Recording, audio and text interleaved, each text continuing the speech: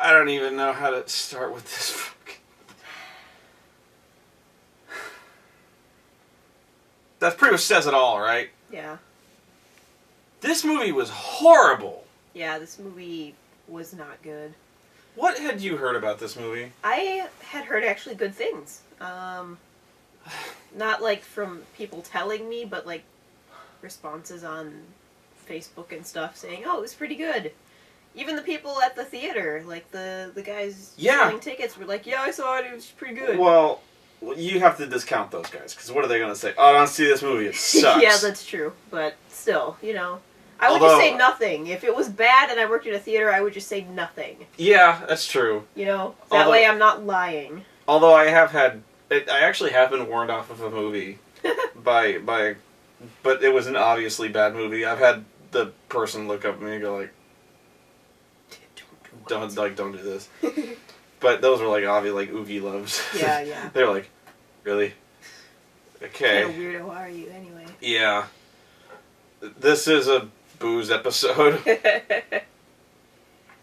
Yeah, I liked the first one, which makes this surprising to me. Like, it wasn't great, but it was okay. It was pretty good. It was a decent movie. This one was awful. Oh. Like, there were points in the theater where we were just going like this. I wanted to walk. There were points when he was laughing inappropriately. This is another one. I wanted to walk. Yeah, there were points where I was like, this would be a great bathroom break because nothing's happening and it's boring. I'll tell you where I wanted to walk was when they're Spoilers, BT dubs. Oh, fuck it. Fuck it. I wanted to walk when they are they're in their Let's Be Friends mode. Yeah. And they're laying out the ground rules. Oh, yeah. That fucking cutesy scene where they're like, you have to come up with a not so cute laugh. Yeah. And she's like, ha ha ha ha ha ha ha ha ha ha. Not quite that, but he's like, oh no, it's still adorable. It's like, still ha ha ha, and I'm like, you saw me. Like, I was like, yeah. This is the second time if this had like not been our date night, I was seriously considering like getting up and leaving. And I am not the type to get up and leave from a movie. And like, by the way, the theater was pretty much empty. There was about 10 people total, maybe, counting us. Yeah. Oreo, come here. Come on. Oreo is joining us because she sensed our trauma. Yeah. Oh, puppy. Silly puppy meats. I had heard largely good things about this movie. You are wrong! You were so wrong! Oh my god! This movie was horrible! This was the worst movie I've seen this year. The worst! This blows RoboCop out of the water. I think they're about equal. RoboCop was fucking terrible. RoboCop pissed me off. RoboCop really... This movie offended me. This movie sucked. This movie sucked. Oh my god. Ah. Let's get into why it sucked. No. You know what? No.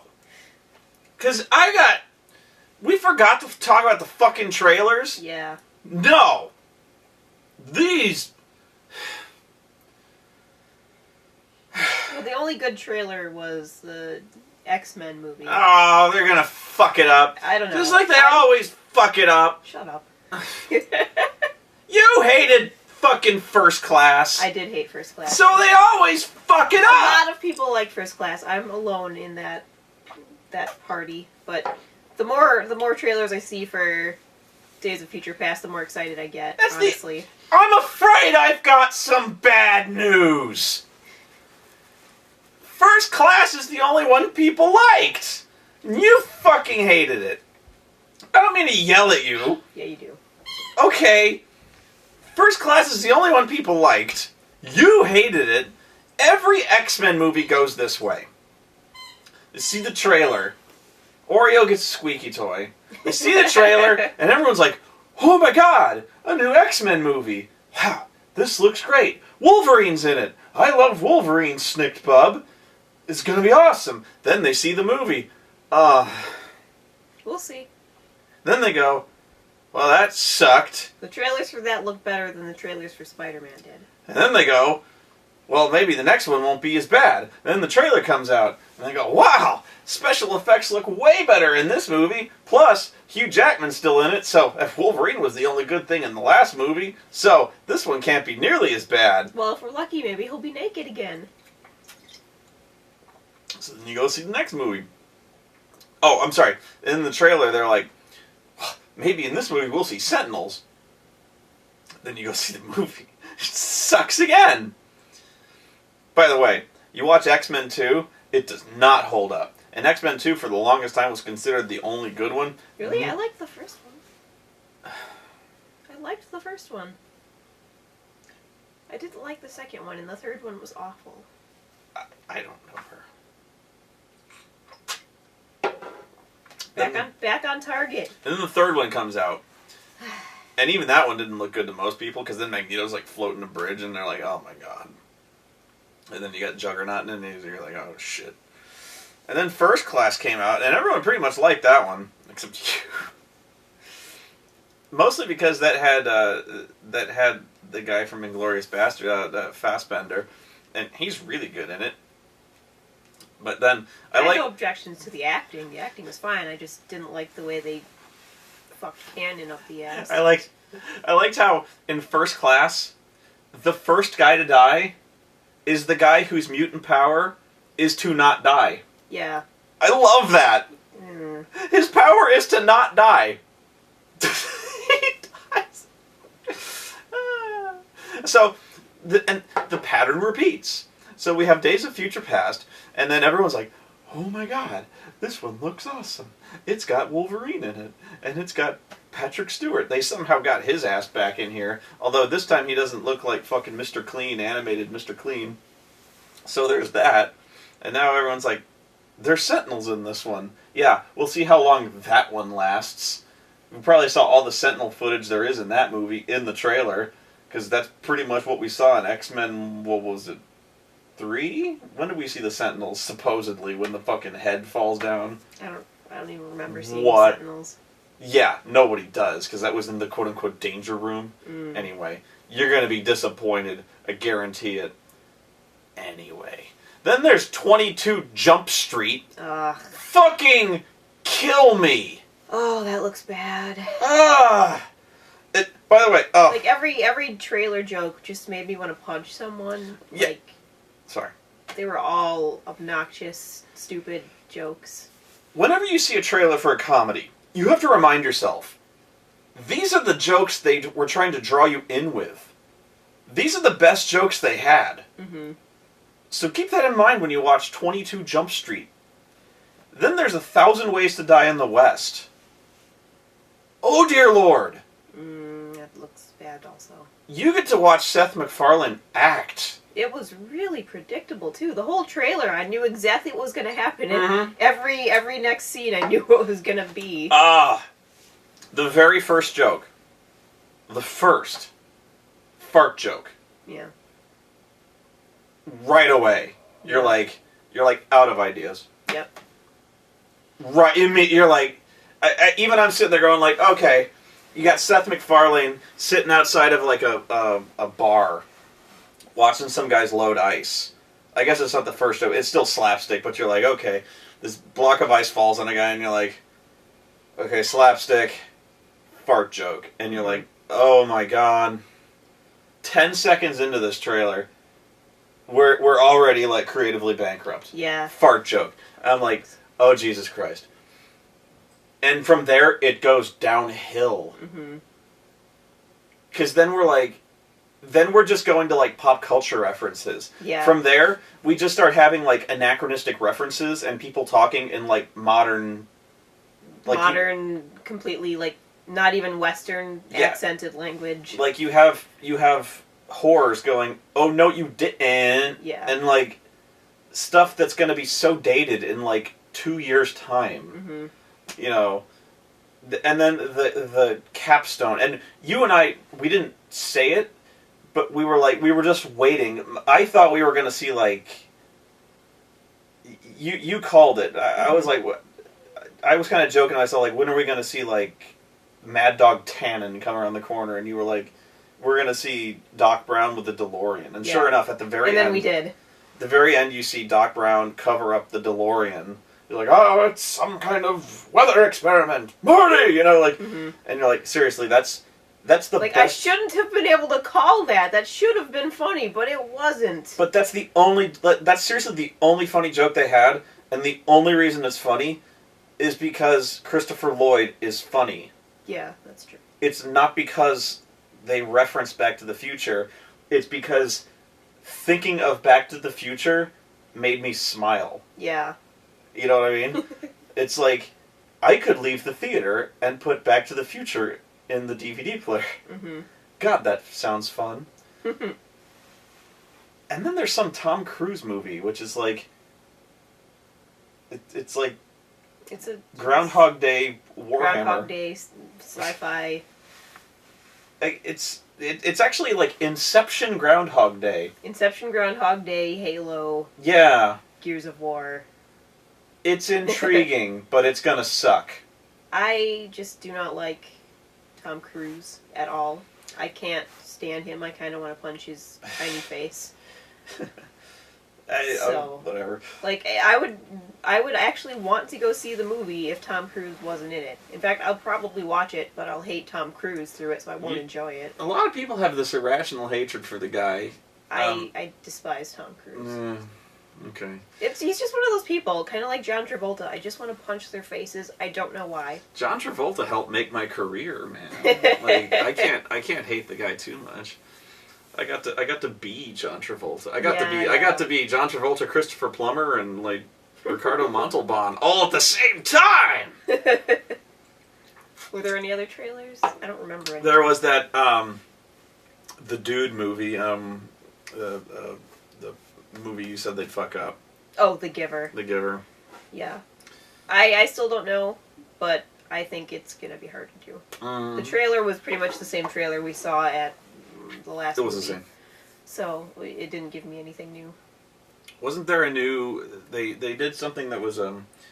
It was a completely new trailer for the same movie. It was like all new footage, but for a movie that was... Never mind. It was probably Days of Future Past. It was Days of Future Past. Yeah, that was all new footage. Yeah, because we saw a bunch of Sentinels. Okay. Yeah, so then the movie starts. Complete spoilers. Like I give a fuck.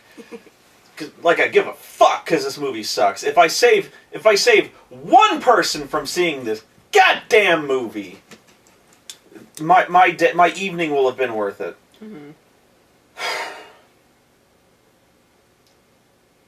I mean, right away, we start off with the parents Parker, who worked for Oscorp, who are apparently fucking super spies. Or so that, like, Oscorp was developing weapons out of spiders. Spiders and stuff. They were developing everything. Yeah. Everything animal-based. Yeah. For some reason they have this theme going and they just don't want to break it. Yeah, like, Norman Osborn had a mad vision. And that thing is like, we need weapons. But no. We don't want missiles. I need a power suit. A power suit? Okay, we can do that. Tony Stark's doing like an Iron Man suit. No, you fool! I don't want a power suit. I want a power suit shaped like a fucking rhino! Why? You're fired! But, sir, like, no, I want a fucking rhino head at the top of that fucking power suit! But the rhino head serves no function, sir. It weighs like 800 pounds, and it completely throws the balance of the suit off. Yeah. And, God damn it, someday, somebody in Afghanistan is going to see a tank and he's gonna want to get down on all fours, and he's gonna charge that fucking tank with the fucking rhino head, and it's gonna look fucking awesome!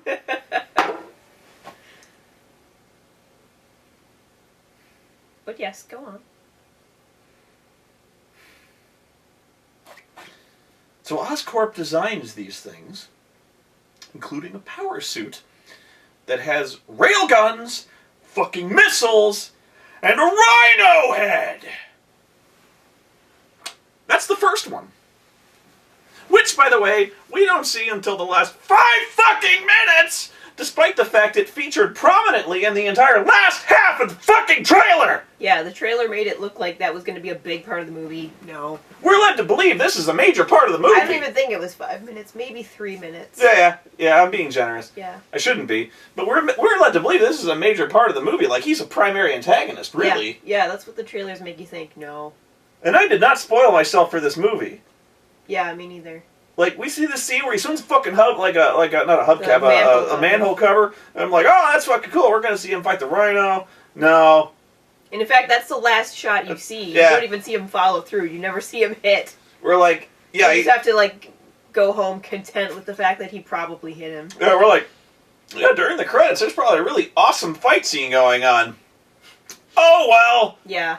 Here's a commercial for Days of Future Past, I think. Yeah, that was weird, but we're getting ahead of ourselves. Yeah, a really boring commercial. Yeah, it was that really didn't have anything to do with anything. No, I don't understand why that was there. Fuck. So yeah, it's just kind of like, and you don't even see any of the shit that the Oscorp is doing do anything. It's just like, oh, there's like, yeah, the fans might recognize, there's like vulture wings that we won't use, and then there's like the Dr. Octopus shit that we won't use, and then there's a scorpion maybe, and I don't know what that shit, whatever. Animal themes. But it's animals! Like, that's, apparently Norman Osborn was like big into this shit. Yeah. Our future lies in the animal kingdom. But like, she's like, Rhino, the perfect killer.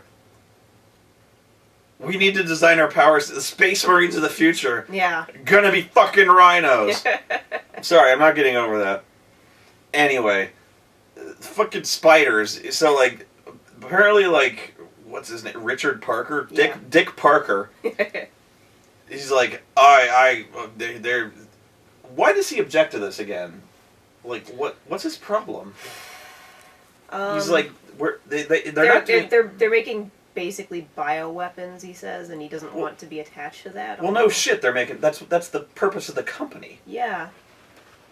There's some reason the company does a lot of medical stuff, and he thought it was for that, but they're apparently making bioterrorism stuff. What? Which, by the way, nobody ever uses, so it's like 20 years later, and no one's used a single bioterror thing. The world spins on, Dick.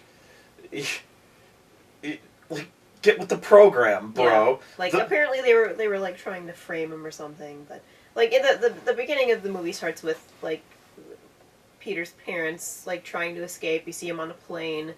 Cliched as hell, by the way, this opening scene. Yeah. And then the like a guy who looks like the pilot comes back, and they get suspicious because they see he's washing blood off his hands, so he's killed the pilot, which I guess. Sure. Which leads me to question, why did the pilot let the guy take off? I think he was the co-pilot, like a plant, but they never, they didn't say that. I just had to assume. So why did they take off in the first place? Why didn't he just like immediately kill the pilot before takeoff and then step out and immediately shoot those two? Yeah. Because they probably wanted to make it look like an accident. Like the plane would crash and then they'd be incinerated and there'd be no evidence. Who cares? I don't know. I'm just saying. Like, it's... So what? Like, it's... They've already established that these guys can disappear the fucking lead electrical technician at Oscorp. Like, they do this. Like, the guy falls into a fucking vat of electric eels. We're getting ahead of ourselves. But no, this is important, damn it. Like, guy falls into a vat of electric eels, and, like, this happens, like, in the middle of the building. and Nobody's they're just in the building when it happens, though.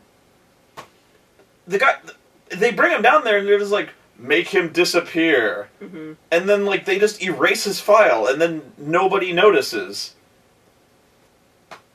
and he's gone. Well, it's because he wasn't important. Nobody cared. That was the point. So like the head researcher of like special projects, just all of a sudden up and vanishes, and then like nobody asks.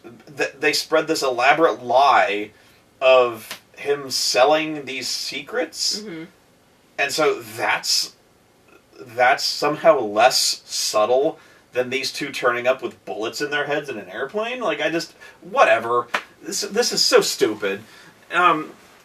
So these guys get into this huge prolonged action sequence where this guy gets into like a wrestling match over a gun, and I just don't care.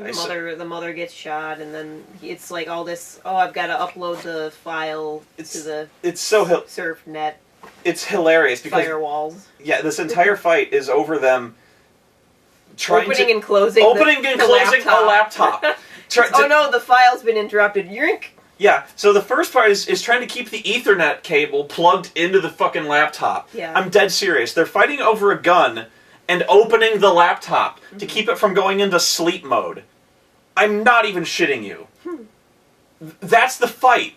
Is they're like, no, don't suspend my computer. Mm-hmm. And then the plane crashes, but they get it uploaded in time, and we don't know anything about why or what it is. It's over closing a laptop. Mm-hmm. And so this is it was shot to be really dramatic, but it really wasn't. It's just not good. And so the second shot as after we do the opening scene, this is just a pet peeve of mine, and I admit this is nitpicking, but I really, for some reason, I find it so lame that when we see Spider-Man like swinging through the city and he's doing this woohoo, woohoo, yippee, I just find it so lame.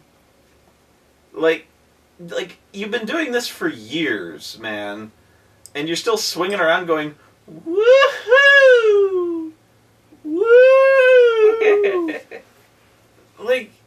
It's pretty nitpicky. No, you know what? It's not. Because, I know it's fun. It never stops being fun, come on. I know it's fun. I know, it's still fun being Spider-Man, and I know it's fun, swinging around between buildings and shit like that, because you're a fucking superhero. I get that. But, you're swinging around and shit like that, but you're not still going, woohoo! Woohoo! Really? It just sounds so lame. Yeah. It sounds lame! It bugs me. So the first thing he's doing is there's a truck full of radioactive material from Oscorp being hijacked. And this is immediately, I'm just laughing. Because the first thing we see is this fucking Russian guy with barbed wire tattooed across his head. And you hear on the police scanner, there is a truck full of radioactive material hijacked from Oscorp, northbound on 1st Street and whatever. It's highly explosive. Yeah, highly explosive and dangerous. If it's destroyed, it could spread a plutonium cloud that will destroy everything. And yet the guy is driving like a fucking maniac. Yeah. Did they not tell him what was in it? Yeah, and so, but the first shot is him you see this guy going, I am the Knight Rider! I am the Toe Cutter! And it is so cheese. Yeah. Right? The guy's...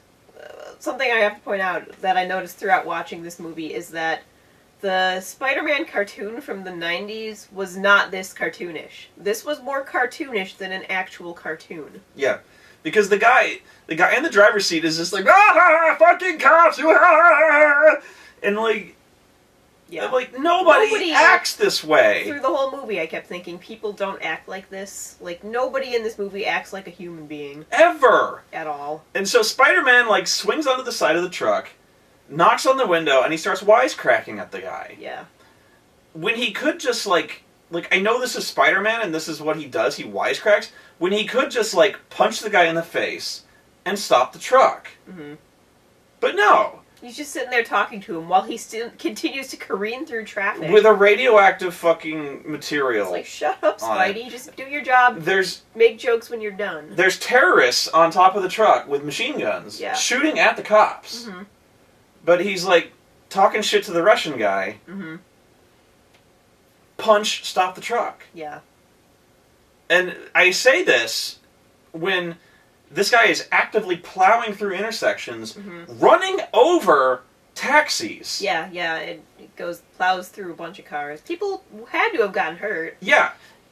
He plows over taxis, hits city buses. Mm-hmm. Like, this guy is killing people while he is like, hey, Ruski, what you doing? Like, and I'm like, what the fuck, Spider-Man? Like, what the fuck are you doing? It's so stupid. And so, like, yeah, people are actively dying while this guy is just being an asshole. And he actually gets, like, swatted off the side of the truck while he's doing his dipshit maneuvers here. Mm-hmm. You know?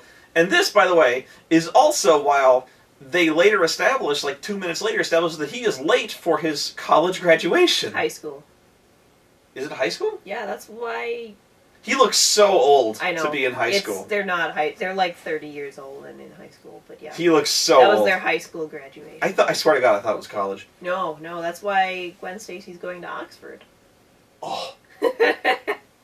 He could have. Yeah, He does not look high school age. No, he's not 18. He looks 26. Yeah. Whoa. Just blew your mind. Like, I knew she was going to Oxford, but I seriously thought she was, like late enrollment. Mm. Because in fact, I thought it was, like, she was talking about, like, she's like, oh, I'm up against someone who's, like, 14. And I was like, graduating. And graduating. I was like, oh, so you're, like, going late into college and she's going early. I was like, wow. I thought it was a college grad, because she seriously looks like she's graduating from college. Yeah, no, I'm pretty sure it's high school. She looks 24 and he looks like 26. Yeah. And I'm guessing, I think he's like 30. Yeah. Anyway. So, like, yeah. So, it comes to the point where, like, he plows through an intersection. He literally runs over 2 taxi cabs. One flips over on its roof. Mm-hmm. He stops short and, like, 6 police cars run over each other. Mm-hmm. Undoubtedly, some cops are grievously injured, more than likely killed. Mm-hmm. Spider-Man leaps off and saves what's his name, Jamie Foxx, from getting hit by a cop car. Everyone applauds him. Yeah. But by the way, there are huge crowds massed around the whole route like it's a fucking parade. Yeah. But that's a major problem. We'll get to that. You are correct. But he saves Jamie Foxx, and it's made to be like this big heroic moment. Like, he saved this one guy. Meanwhile, there are people who have been cut in half by this fucking Oscorp truck, while Spider-Man was jaw-jacking with this fucking Russian guy. Mm-hmm. Meanwhile, he is actually, like, leaning out the window shooting cops. Mm-hmm. He's literally doing this. Yeah, they've got automatic weapons. They're shooting. While he is, like, talking to this, like, Jamie Foxx, going like, "How you doing, bro? You doing okay? Oh, these are blueprints? These are pretty cool. Nice hair, man." Like, he's doing this. Like, he's like trading jokes with this guy. Meanwhile, the Russian motherfucker is leaning out the window with an assault rifle, going like, "You eat lead, pigs!" Ah, ha, ha, ha, ha. Cops are getting fucking mowed down, and he's like, "Nice hair, man. I loved you in Miami Vice." Like, and I'm like, Spider-Man, priorities, dude. Like, oh, and then the best part when he gets the phone call while he's on like the front of the truck. Oh, this was one of the best parts of the movie. What, like, disapproving the head shaking, disapproving Dennis Leary. That too. I love that shit. I love that shit because this made me question whether or not I was crazy because like I was like the first thing is like he's hanging on the front of this police car or some shit like, and he looks over and he sees Dennis Leary in a car driving alongside, and I'm like, isn't Dennis Leary dead? Yeah, and he is. He's just like seeing guilty recriminations. Yeah, he's seeing the guilty specter of Dennis Leary. Uh-huh.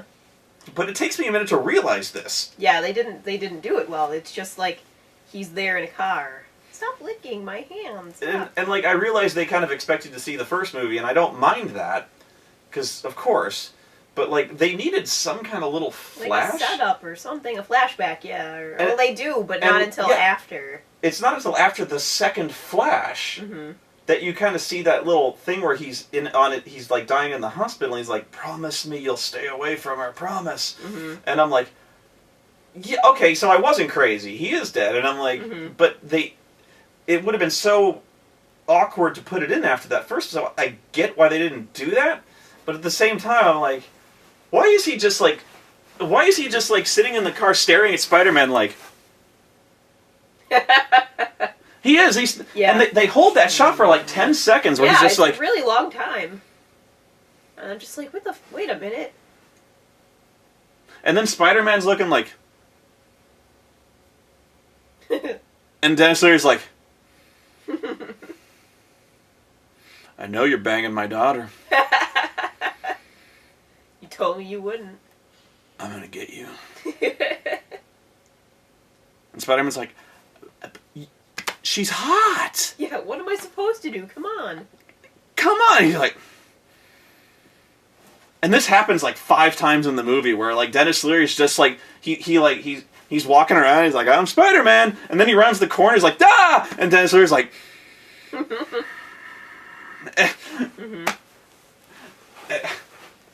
then he gets... Be careful. Then he gets a phone call. Which, where did he keep the phone? Yeah, he's wearing a skin-tight Lycra suit, and he pulls out a cell phone. Unstable molecules, April. But it plays the Spider-Man theme, the old Spider-Man theme. They hit that, like, 4 times in this movie. The Spider-Man theme on a car horn. Yeah. Spider-Man theme on the phone. He whistles the Spider-Man theme when he's beating the shit out of a guy. Shut the fuck up! But he takes the call while he's being driven through traffic trying to save the world from plutonium explosions. That bit's been done, by the way. Of course it has. I think it's been done in the Sam Raimi thing. Hasn't it? It's been done. I know it's been done. But, like... So that's gonna fall. I know. So he goes to his college, high school graduation. his held back 4 years high school graduation. Yeah. I swear to God, I thought it was college.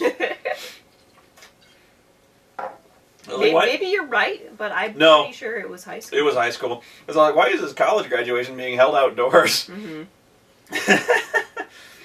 I didn't catch what... Well, that was the other thing, is I didn't catch what high school it was. Did they ever say? No. Because I was like... Well, honestly, it was kind of weird to me because I was like, what high school has a class that small? Because the high school I went to, the class was huge. It was so big, in fact, that they had to split the graduation over 2 days. So, like, I was going, that's a really small high school. It's a very small public high school in New York City. Yeah. Don't you know? Anyway, that's nitpicking, but anyway, whatever. So, yeah, like, he goes to his fucking high school graduation, and this is immediately what started pissing me off about. He is terrible at keeping his secret identity. Because he goes there and he puts on his robe, but he forgets to take his Spider-Man mask off. Yeah. And immediately... He's got the hat on, but the mask on, too. Like, his graduation cap. It's like, really? So, yeah, and so people see him. Like, Stan Lee sees him do this. And so, like, this is not, like, an isolated incident. He does this. Like, he's so terrible at maintaining his secret identity. In fact, it gets to the point where it's like he doesn't give a shit. Because he does this constantly throughout the movie. Like, he just uses his powers out in the open. Yeah. All the fucking time. And yet, nobody realizes who he is until the very end when someone sees Spider-Man with Gwen Stacy. Yeah. You couldn't have guessed this before by just, his voice being the same as Peter Parker's. Yeah. Like, if I heard you with a mask on, I'd know it was you because your voice sounds the same. Yeah. So, like, when he does that scene where he's skipping the rock, and Harry Osborn is like, holy shit, you threw that rock like 80 yards! And so, like, okay, I'll give that a pass. I shouldn't, but I did. But there's a scene where he's in the Oscorp building, and he just actively throws his web at like a cleaning lady. Yeah, and like she's just like her head just happens to be turned away, but And- there'd be security cameras Yeah, I was like, what if all somebody over that place. What if somebody was like looking at a security camera, like, and the thing is, like, Harry was in an elevator. Like, what if the door was open and he saw that? Yeah.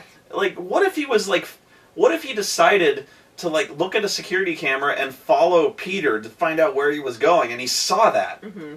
Maybe he did. I don't know. Mm-hmm. But like, this is a stupid fucking thing to do, Peter. Like, you're like, what if anybody had come around that corner and seen that? Mm-hmm. And, like, he does this fucking constantly. I think there's, like, 2 or 3 incidents where he just throws web, like, right out. There's a scene where he's, like, going to meet Gwen, and he just, like, swings on his web out of costume and hits a wall. Yeah. Like, Yeah. right in the open. Like, what the fuck are you... If people could see Spider-Man swinging around all the time, then they're gonna see Peter Parker swinging around just as easily. It's like, it's somebody who doesn't give a shit. Mm-hmm. Whatever. He webs the entire fucking bridge, and then he Oh. like grabs he grabs a woman like right off the fucking bridge. And one of the most cliched scenes in the cliche. You're gonna notice we use the word cliche all the time because the entire romantic subplot of this is that you know he's all torn up because he promised disapproving Dennis Leary that he wouldn't date her, so they break up. But then he's like, "Oh, this is fucking hilarious." You remember that, where they get back together because she realizes how much he really loves her, and then they get back together, and so, but it comes out that he's been following her, Yeah. Every day. and she's like, Every day. "You've been following me?" She's like, oh, that's so sweet. Well, no, she's like, "You've been following me? How often?" And he goes, "Every day, Sometimes more. sometimes more." Yeah. And I'm like, That's not cute. That is creepy as fuck. holy shit, man! You should not have admitted that. Yeah. I'd be like, I'd even if I'd be like, I sometimes check in on you. Like even that's creepy.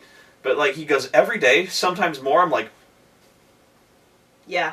Yeah, wow. that's fucking spooky, man. Yeah, that's some creepy shit. But she's like, That's practically some Edward from Twilight watching you sleep. that's almost as bad. But she's like, "Oh, Peter," and I'm like, You do love me after all. "Oh my, holy shit!" That's not love, that's stalking, sweetheart. That's fucked up. Yeah.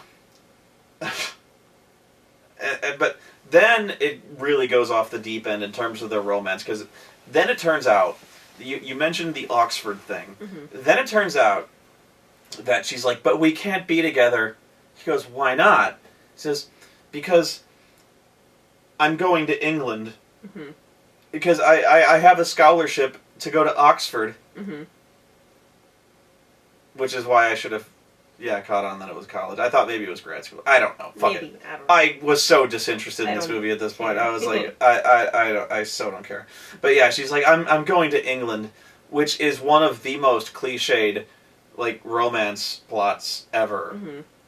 Where, like... And I'm leaving you this message. I'm on my way to the airport already. Yeah. I decided to take the job in England. Yeah.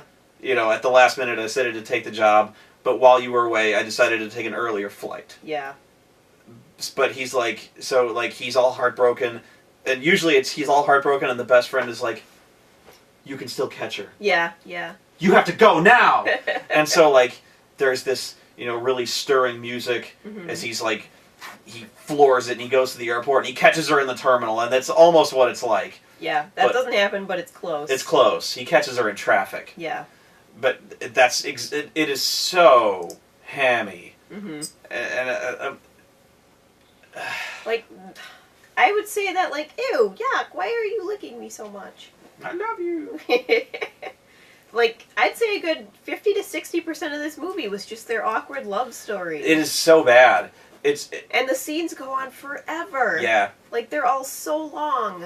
And I'm just like, please end, please. I didn't sign up for a romance. That's not what I'm here for. It made this movie feel so long. It was long, but it made it feel longer. Yeah,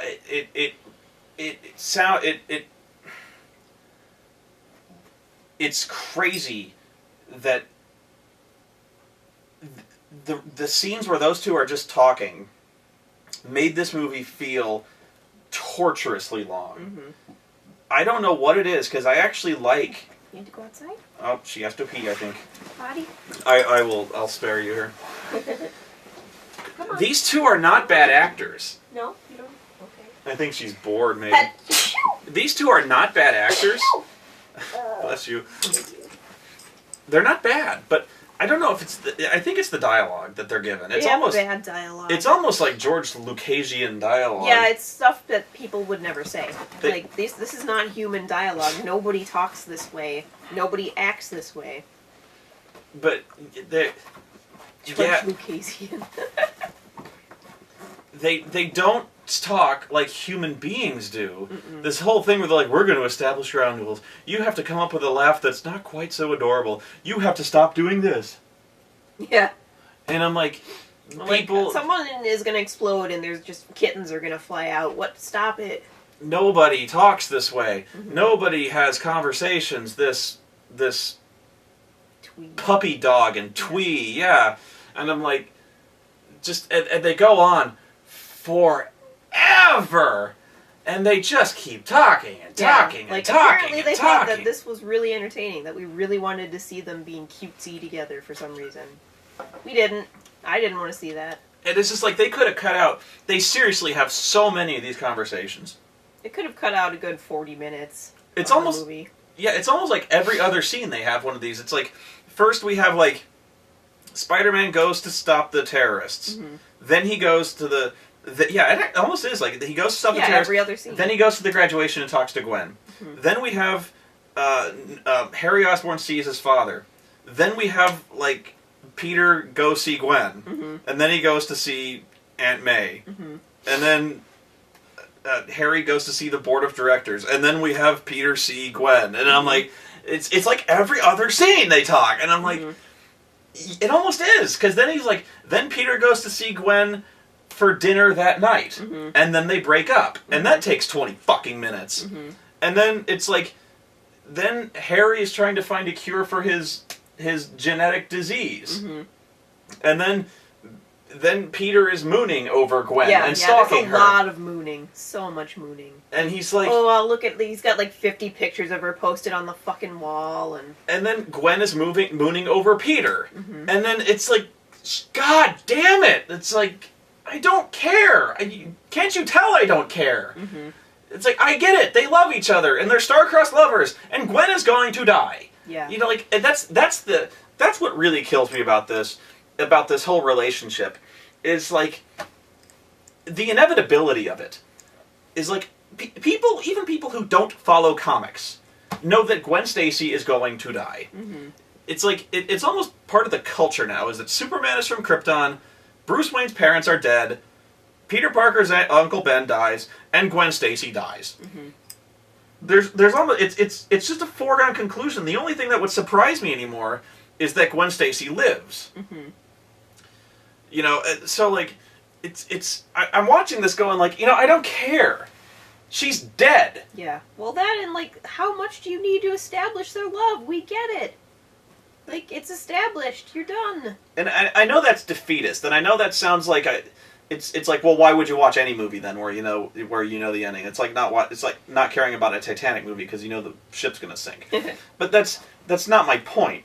It's like it's just like it just goes on forever. They have so many scenes together, and they're so goddamn long. Yeah, and boring. And they're boring, and they're like they're not human beings. They talk like aliens. Mm-hmm.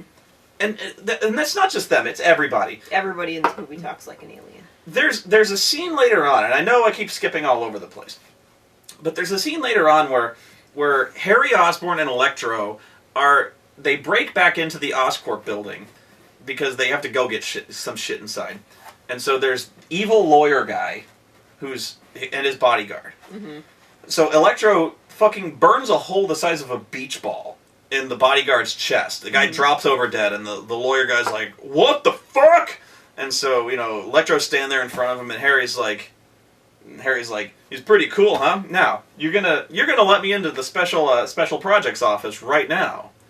And the evil lawyer guy's like, "How dare you come into my office, you recalcitrant, demanding, overconfident, ah!" And then Electro shocks him in the heart with his lightning bolt, and I'm like, what the fuck? What were you doing? What the hell? Nobody talks like that. And nobody's like, you just saw a man die in front of you. You're not gonna respond with outrage. Okay, first, you're gonna wet yourself and do what they say. Like, you ungrateful, recalcitrant trust fund baby? Like, yeah. recalcitrant? Like, I know what that word means, but in times of mortal terror, if I saw my bodyguard get a fucking smoldering crater burned in his chest by a man made of lightning and drop dead in front of me, the word recalcitrant would not exactly spring to mind. This word would. Ah! I'm going deaf on this side. I'm sorry. Or these words would. Yes, sir. But, like, this guy would have the biggest, roundest, hairiest balls to be like, "You're going to take me to the special projects office at once. You ungrateful recalcitrant..." What the fuck? Yeah. Really? Samuel L. Jackson here much? Like, Nick Fury wouldn't have the balls to say that to a guy made of lightning standing in front of him. Mm-hmm. Not right away. Like, what the fuck, man? Like, nobody would do that. Jesus Christ. Like, no! It's like, I don't know who wrote this piece of dog shit, but, like, this is what I'm talking about. Like, and this isn't just nitpicking. This is like, I don't think anyone in the audience watching this would be like, watch this guy would be like, is anyone this stupid? Mm-hmm. Like, the guy is, he's made of lightning, and you're like, what are you thinking? Like, why don't you just let him in? Who cares? Mm-hmm. What do you fucking care what he wants? He's gonna fucking kill you. He's gonna make your head explode. Yeah. Push a button, let him in. Whatever. You recalcitrant... What are you, Dr. Smith? From Lost in Space? You magnanimous, pusillanimous pigskin? Like, what the... Who the fuck are you, dude? Go get your thesaurus. Fuck off, man. Open the fucking elevator. Pig shit? What the fuck? We're not even past fucking graduation. Yeah. And no, we've kind of... So, Norman Osborn, who's just been completely swept under the rug in this universe, has some kind of genetic shit making him die. And he's dying. Mm-hmm. So he's like, Harry, I'm dying, and fuck you, ha ha ha ha. But by the way, here's some shit that I got. You might be dying too. No, you're definitely dying too. Yeah, you're definitely dying. Psych. No, you're dying seriously. Well, Harry's like, you didn't love me. He's like, oh well, yeah. Here's some genetic shit. The research I got. You're welcome. Ugh. Yeah. But apparently, this is another thing that really bothered me about this. In fact, I'll just leave that off because everything really bothered me from now on. But so Harry is also dying of this weird genetic shit that's killing the entire Osborn family. Mm-hmm. But apparently, this shit is killing him way faster. Yeah, I mean, his dad lived to be what, like 60? 60 or something like that. Yeah, but he's like the same age as Peter, and he's suddenly dying. So Peter is like 18. Mm-hmm. I'm guessing because he's graduating high school. Yeah. Whatever. So, but yeah, like as soon as he's told about this disease that he supposedly got, his skin is sloughing off in like 2-pound chunks. Yeah. He's like, Peter, I'm dying. Mm-hmm. You need to get Spider-Man for me. Suddenly got like the dark circles under his eyes. He's seriously got like lesions forming on his skin. Mm-hmm. Like, it's seriously like he needs like a blood transfusion within the next 2 weeks. Mm-hmm. He, like, when he breaks into Oscorp, he looks like a fucking heroin junkie. Yeah. I'm like, what the fuck happened to you, man? It's like they seriously needed like what? Like seriously, your dad lived to like old age. Yeah, and it shows him in like the videos with Richard Parker, still reasonably healthy looking. He looked like 40 years old. Yeah. If not higher. Like, he looked good. And I'm like, so, like, Harry is seriously, let's just say 20. Mm-hmm. And he's like, have your hands started to shake? He's like, And I'm like, okay, well, you still got some time left. No, within a week. Immediately he starts dissolving. Within a week, his fucking face is melting. And I'm like, what the fuck? That's the fastest ever. And it's like, I get the fact that, like, he needed to add some kind of level of desperation, but all he needed to do is add, like, a line of dialogue where he, like, goes to see a doctor, and the doctor, like, takes a blood sample, and he's like, oh, shit. He's like, what, is it bad? And he goes, like, yeah, it's bad. You have the disease, but it's progressing at a rate I've never seen before. Yeah, like, that would have worked way better. He's like, what the fuck do you mean? He's like, how long do I have? He's got, like, 2 weeks. 10 months? Yeah. At most? It's like, what do you mean 10 months? My dad lived to be, like, 65. He's like, I don't know what to tell you. He's like, but if that shit, you better hope that microchip your dad gave you has a miracle on it. Like, something like that. Yeah. But, like, seriously, like, he walks out of there, like, at the age of 20, and all of a sudden, it's, like, he's dying, like, immediately. And maybe there was a scene like that, but it needed to be put back in, because it's weird. Because, like, immediately he's like, I need Spider-Man, I need his blood. Where he comes to this conclusion, I'm not even sure. Well, it's like, he sees a video of his dad, and he's like, this spider that we've developed, you know, is self-healing. Is self-healing, and it has strength, and when we're ready for human testing, we can develop super soldiers. Yeah, but he doesn't even, like, the thing is, he's got this microchip thing. He doesn't even fucking look at it. He drops it by accident on a table. And he discovers his table is magic. Yeah. He's like, holy shit! And then later on, like, you see that he didn't even really go through it. No! Like, because later on he finds he accesses all the stuff with Electro and things like that. It's like, did you not read it? Did you not go through anything? Did you just, like, go through the first 2 files and go, meh, I'm done. Yeah. Let's see what's on Tumblr. He looked at the first file, and he's like, oh, spiders! Shit! I gotta go get Spider-Man's blood and pull a Keith Richards. Yeah, he's like, spiders heal?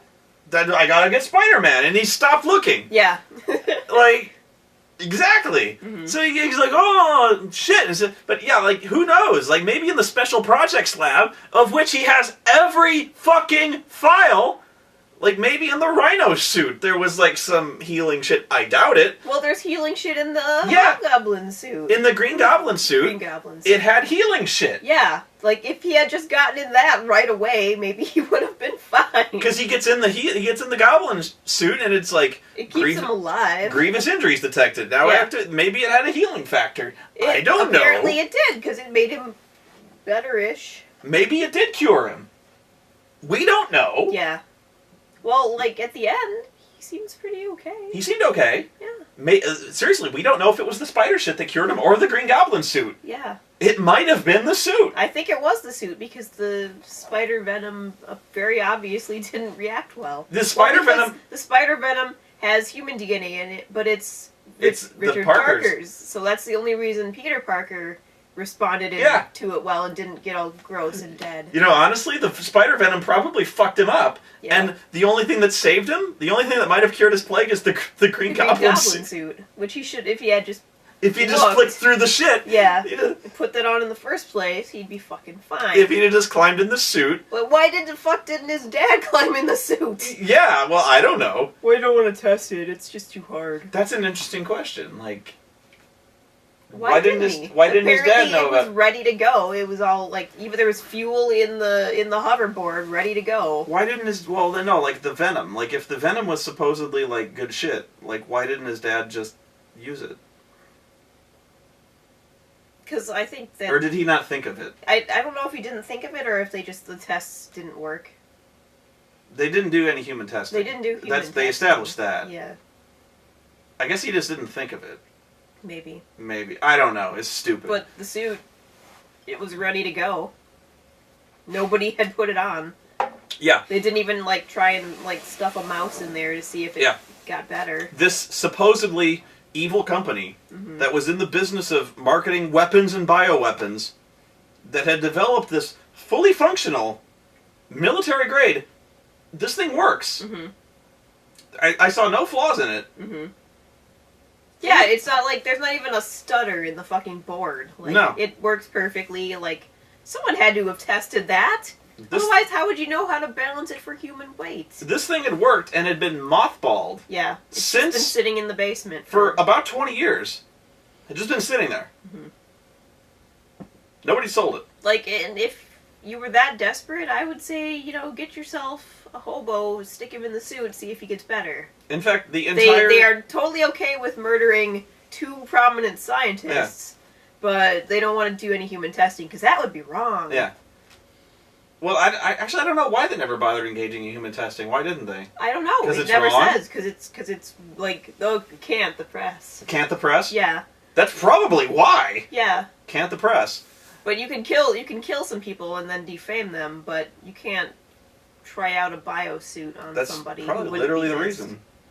Can't the press. Yeah. But like they've got all these super weapons that work. Mm-hmm. They've got Dr. Octopus shit. They've got the Rhino. They've got the Vulture. They've got the Scorpion, I think. Mm-hmm. And it all works, I assume. And it's just sitting there. Mm-hmm. Why didn't they sell it? Yeah. Why didn't they patent it? Yeah. It's just sitting there. They've got the spider venom. Yeah. Sell it. Like, I could see not selling the spider venom, but the suits, why wouldn't you? In fact, don't they have the fucking... I guess they destroyed the silk, but, like... The silk got destroyed somehow, but, like, the spider silk. Mm. But, like, they got all this shit. Like, fuck it. But, yeah, it's all That this... makes no sense. None of it makes any sense, but, like... where were we? Oh, I don't remember. The disease. The disease, yes. Which is rapidly advancing. Rapidly advancing. So, like, yeah, the fucking shit. Peter and Gwen break up, which takes forever. Mm-hmm. That's pretty much half the movie. Yeah. Right? Half the movie is... watching them fucking cry. It's like a fucking episode of Dawson's Creek or something. And then there's the music. The music was terrible. Oh, the music sucks. Oh, God, it was bad. Because then fucking Parker spends half the movie crying because he misses Gwen so fucking much. Mm-hmm. He's like, Gwen, I miss you, Gwen. Mm-hmm. I'm gonna listen my parents left me. I'm gonna listen to my iPod and my shitty playlist. Mm-hmm. And my parents left me too! Uncle Ben. Oh, Uncle Ben. All my parents left me was a shitty messenger bag. Mm-hmm. Which I've never really bothered to go through. I've never looked through it. What the fuck is this graphic calculator? It doesn't even work! Texas Instruments, damn you! TI-82, fuck you! The music's seriously shitty. Yeah, and so it's annoyingly bad. Oh fuck! I gotta talk about Jamie Foxx. He's a nerd. He's a nerd. Did you know that? Because nerds always wear glasses. Nerds wear glasses. And they have pocket protectors. And they have dumb hair. And they carry a lot of stuff and they drop it. And they have schematics. And they are clumsy. And they talk to themselves. And because nobody likes them. And they're nerds. And they have glasses. And they have schematics. And they're poorly organized. Like, they were just short of... And actually, no, I think they basically did have other people, like, dump his books. Yeah, yeah. Did we really...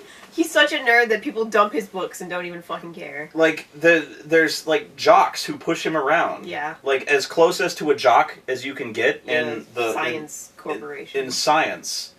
Like, he goes to work, and there's O'Doyle in work. His middle management bullies him around. He's like, "How you doing, nerdlinger?" And he's like, I'm fine, Mr. O'Doyle. How are you? And he's like, "I'm good, good." why are you late? Is the nerd bus breakdown? And he's like, no, actually, there was a traffic accident and Spider-Man saved my life. And he's like, Spider-Man, what a dork. He's like, Spider-Man is a hero, and I'll have you know that I'm his best friend. He's like, gay, and he walks out. Like, really? No, it's like, he's like, what are you gay? Which again, no human would act like this. Yeah, and this guy.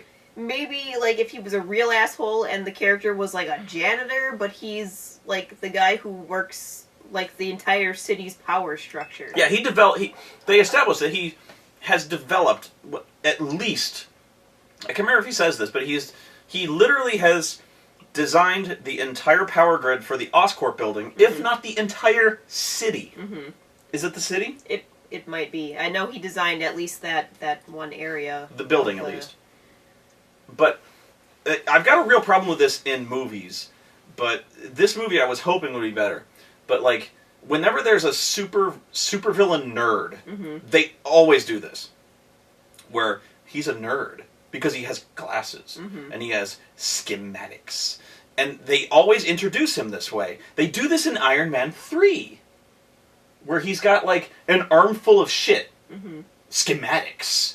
And he's got glasses. And he's got stupid hair, and it's always frazzled, you know. And he bumps into people. He's got stupid teeth, and he's like, he's all awkward. And he's like, Mr. Stark, I'm Joseph Nerdlinger, and I'm in R&D, and I've got these designs that you have. Oh, I'm sorry, I spilled my snot on you, and like, oh shit, my schematics, you know, like, and they always do this, like, and you know, and he, like, if there's a girl with him, he fucking like puts his fist down her cleavage or something like that by accident. He's like, I'm sorry, I fisted your girlfriend. Oh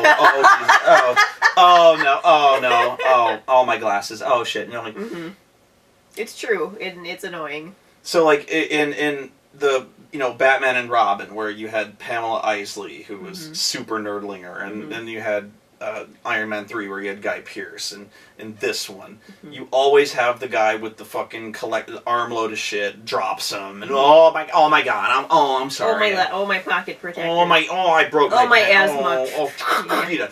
You know, the same fucking shit. I get it. He's a nerd. And so, like, you know, Spider-Man is actually rather nice to this guy. It's just like, Spider-Man loves me. We're best friends. We're bestest friends. So he starts, like, fucking snaps. And he falls in love with this guy. Yeah. He's got Spider-Man pictures pasted every inch of his walls. He builds a stalker wall. And then he buys himself a birthday cake that he says is from Spider-Man, and he starts having, like, out loud conversations with, like, his imaginary head Spider-Man. They didn't go far enough with it. He needed to build a doll.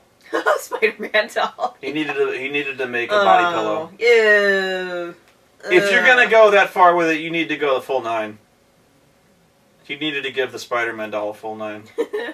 Oh yeah. This guy, and I'm watching this going. I'm watching this going, like, this has gone Batman and Robin.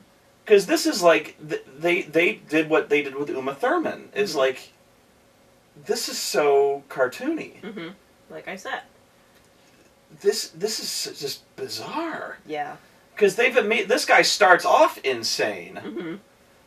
He's fucking, like, having conversations with himself, like, out loud. Like, nobody acts this way. Like, well, nobody. The insane. No, come on. Like, nobody would hire this guy. Yeah, you'd think that they would, like, a big corporation like Oscorp would. But I guess maybe it was a slow slide. But still, at the same time, if they make him do stuff that's not in his job description. If a guy was this gibbering insane, you would notice. But again, like, nobody would act that way. Nobody would act the way they act towards him. Like, the whole building gets the day off for Norman Osborn's death. Right. And then his middle manager is like, yeah, I'm going to need you to stay behind and go fix that thing in the dangerous room full of electric stuff. Oh, we'll get to that, too. Oh, I love... By yourself. Yeah, but this guy, he talks to himself like it's a fucking cartoon. Mm-hmm. Just loud, dramatic, sweeping soliloquies like Spider-Man is in the room with him. Mm-hmm. This is like a completely different movie. This is radically different. This is like Batman and Robin. Mm-hmm. It's seriously, if Arnold Schwarzenegger had rocked out from there in the Mr. Freeze costume, like not even kidding, it wouldn't have been very surprising. this would have been right in like, keeping what with is it with, like, the second you become a superpowered supervillain, you immediately start making really bad quip jokes, references to your powers. Yeah, he's like, it's my birthday, I'm gonna light my candles. Like, yeah. Oh which is, again, Batman and Robin, cool. And if you're gonna, he couldn't even come up with good puns. No, either. none of them were good. He couldn't have been like, he's like, oh look, it's the police. I'd like to file a few charges. Yeah, exactly. That would have been funny. How about assault and battery? Or like, they were half-hearted at best. or like, you're gonna pay for this, Spider-Man. Cash or charge? Come on! See, I didn't go with, like, shocking, isn't it? Like, see, I put some thought into these. You did. I put love into my electro puns. By the way, he just comes up with that. Like, he just goes like, you will all fear the name Electro. Yeah. And I'm like, oh, you just decided to call yourself Electro? Like, it just came out of nowhere. He just like, I thought it sounded cool. Like 5 minutes ago you were a shambling zombie, and now suddenly you've got a supervillain name. Like, I know it's hard to kind of make those names organic. Mm-hmm.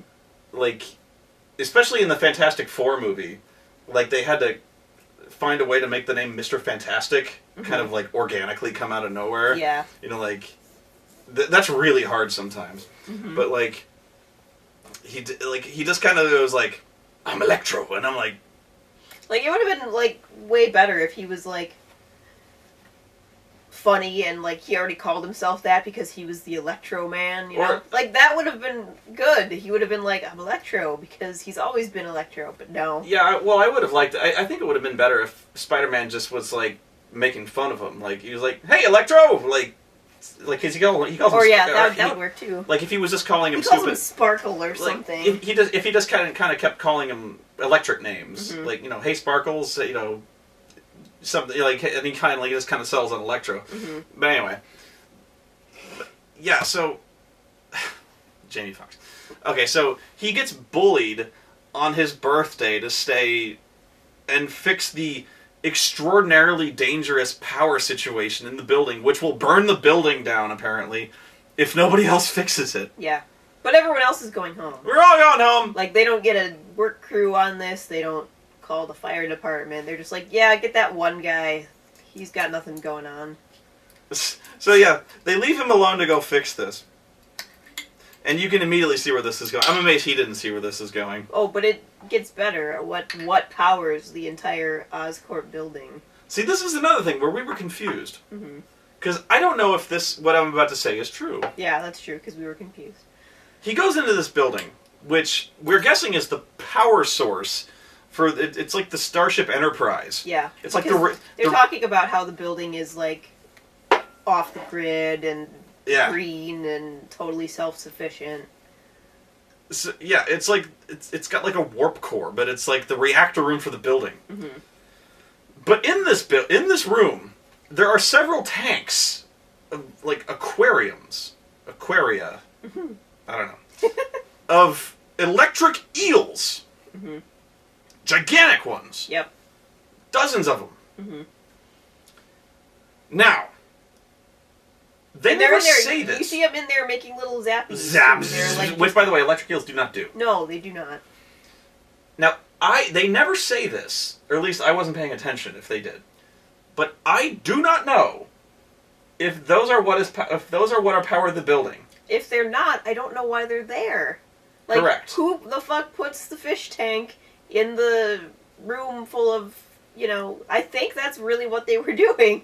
I think that they were claiming that the building ran on electric eels. On the other hand, we have established that Norman Osborn just puts random fucking animals in the middle of the buildings for no goddamn reason. So, I don't know. He was quite the animal lover. But I will assume, for now, that somehow the building is being run with giant tanks of huge electric eels that have cables attached to them. Mm-hmm.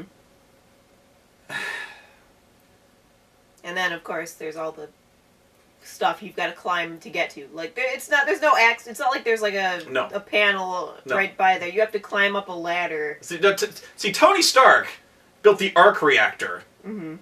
Tony Stark built this in a cave with a box of scraps. A box of eels.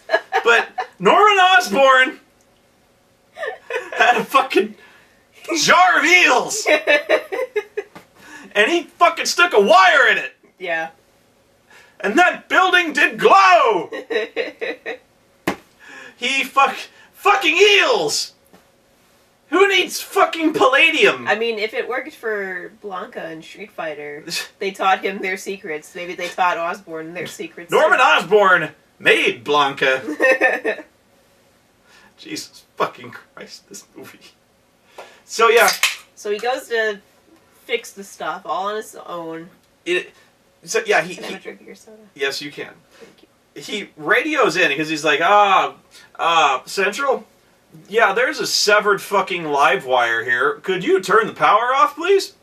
And they're he's like, nope, I'm out the door. He's like, negative, Jamie, negative.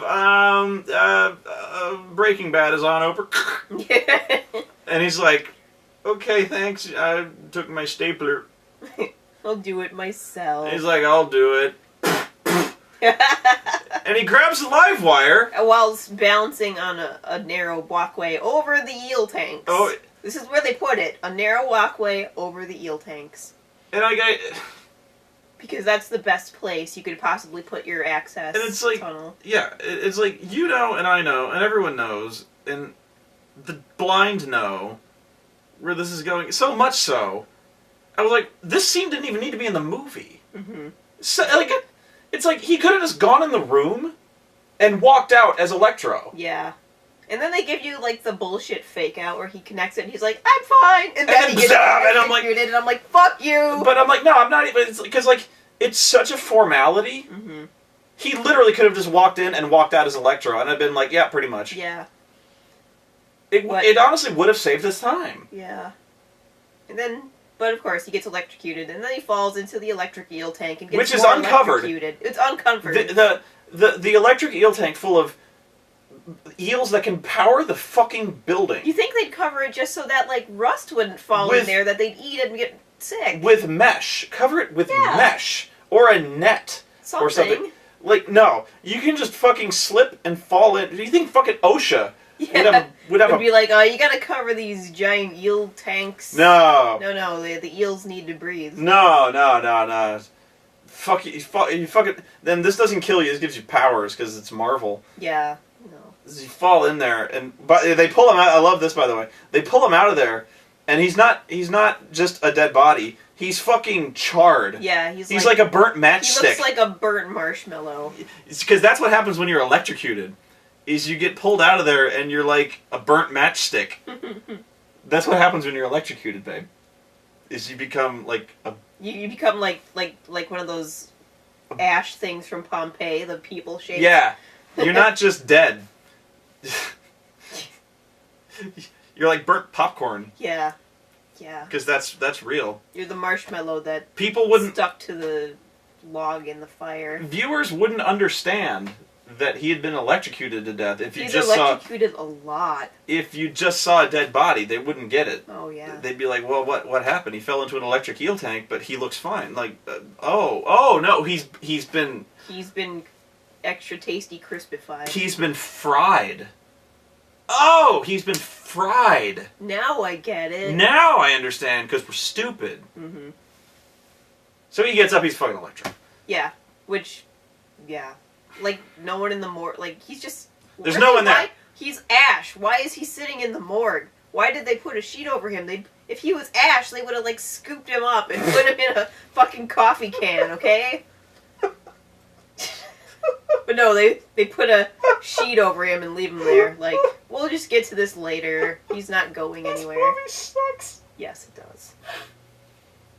But then he gets up and, like, it's like an ash, like, charred coating. And I just remember... He knocks his breading off, and then... and then he's electrocuted. Underneath, I'm moist and juicy. He's been salt crusted. Yeah. Yeah. So he goes to fucking Times Square. Stumbles out. This is the point where the movie completely lost me. Right here. He goes to Times Square. Which apparently is walking distance. Is walking distance from. He goes to Times Square because he can see the flow of electricity. Of course. So he goes there. It doesn't affect his clothes though. His clothes don't burn off, despite the fact that he's like turning on car alarms with his mere presence. So he goes there, and he starts humping power cables. And the cops have a problem with this. Yeah. And he's like, nobody else around him notices though. No. There's people just standing on the grate while he's going like this. It's New York. And they're just like, eh. It's New York. Yeah. So like, he starts humping power cables, and the cops are like, "Fucking stop that!" And he starts throwing lightning around. Meanwhile, this is the scene where Peter and Gwen are having that fucking scene this isn't narrowed down. That fucking interminable scene where they're talking about, like, let's be friends. You stop being cute. You stop being cute. You stop it. You hang up. You. BT Dubs, I've been watching you. Yeah, that was it. I've been watching. I know what restaurants you like. He does. He knows what restaurants she likes now. Even though they haven't seen each other in a month because he's been watching her. So creepy. So he hears what's going on in Times Square. He goes there. Mm-hmm. So they start having their fight. He tries to talk him down, doesn't work. Mm-hmm. They start having their fight. He starts throwing lightning bolts, starts knocking signs down, and signs start falling down into the crowd. Yeah, like the sign, you've seen pictures of Times Square, undoubtedly. It's There's big. Huge, giant screens and everything. This is something that drove me. As soon as I noticed it, this happened through the entire movie, constantly. I was screaming about this, all but screaming about it in the theater. Okay, so signs and debris from the buildings are falling. Lightning's getting shot all over the fucking place. Bullets are flying through the goddamn air. Yeah. So the entire time, more than fighting Electro, Spider-Man is throwing webbing around, pulling people out of the way of debris, stopping debris, falling, punching debris out of the way. He spends so much time doing this. Meanwhile, he's doing all this heroic shit, being this huge hero, being great. Meanwhile, people are gathered around Times Square behind police barricades doing this. Yay! Yay! Mm-hmm. Spider-Man! Spider-Man! Yeah. Spider-Man! And I'm like, literally within, like, arm's reach. Yeah, within 30 yards. Supervillains. 30 yards. Within this supervillain punch-up. Yeah.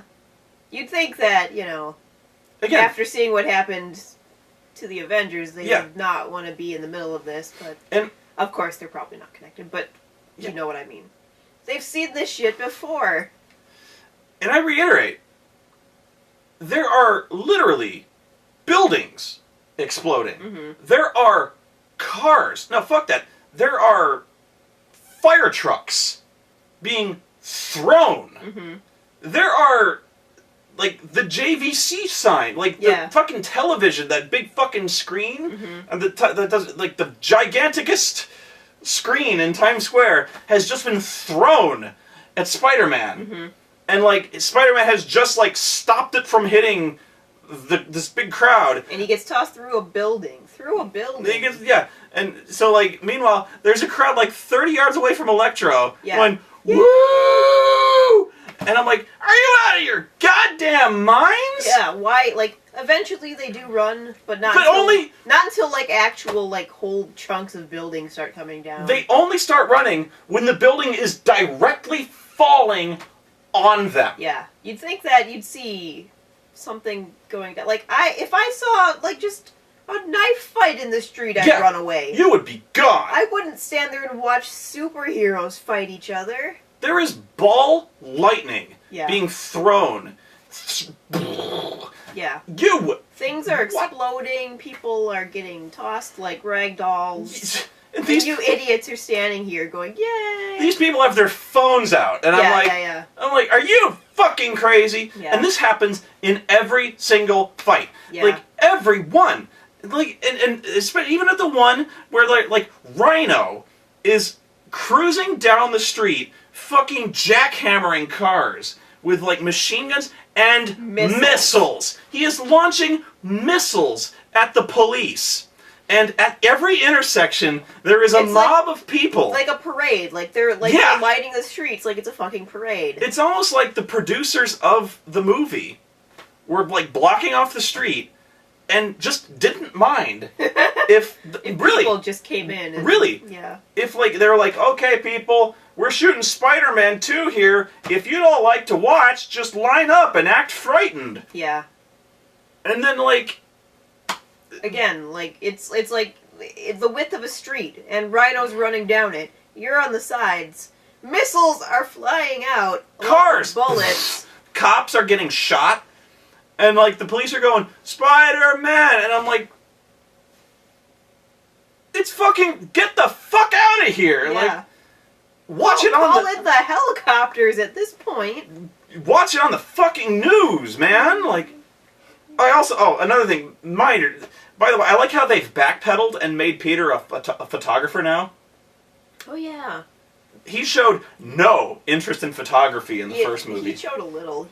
He like carried a camera around, but he wasn't a photographer. But now and, he's like they reference J. Jonah Jameson. We never see him now. But this is a pivotal plot point now that he's sending photos into the Daily Bugle, which are now getting front paged. Yeah. Because this is critical, because Harry Osborn sees them, and that's the only reason he's talking to Peter, is because he wants him to find Spider-Man. Yeah. So they've had to backtrack the entire first movie to have him like be a photographer again. Yeah. Because I don't think they ever. But they kind of blitzed past it. They like did anything he's at like all. he's like I have an interest in photography, but like. He doesn't pursue this as a see job. Him, like, really take a picture of anything. He never takes a picture of shit. Yeah. But like, yeah. Now in this one, they mention like at the very beginning of the movie, he's like, Aunt May goes, it's like, how's like, do you have a job yet or something like that? He's like, well, I sold some pictures to the Bugle. He's like, I sold some That'll pictures. Help. He's like, is that Jameson giving you a fair wage? He's like, kind of, and like, but that's it. Like at the beginning of the movie. So yeah, but the whole most of the plot hinges on the fact that he's a photographer, which is something we have not established. And again, we still never see him do a whole lot of. Yeah. Well, no, in the first one he did. I remember it because when when he was going down to fight the lizard in the sewer, he sets up cameras. Oh. I remember that now. But he doesn't do that for the Bugle, does he? Do that? I don't know why he does it. I can't Why does he remember. do that? I don't remember. I guess that movie wasn't that great. He doesn't do it for the. I know he doesn't do it for the paper. I don't know. He doesn't do it for the paper. No, he doesn't. Because he doesn't have a job for the paper, and he doesn't. No, he's still in high school then. No, he doesn't do it for the fucking school paper. I know that. But yeah, in this one he freelances photos in for the Daily Bugle. Yeah, he sends them via email, and then J. Jonah Jameson, which you never see. Who you never see, sends him emails back. He's like, hey, maybe this Spider-Man guy isn't so bad, and all that he gets back is an email with a header that just says, wrong!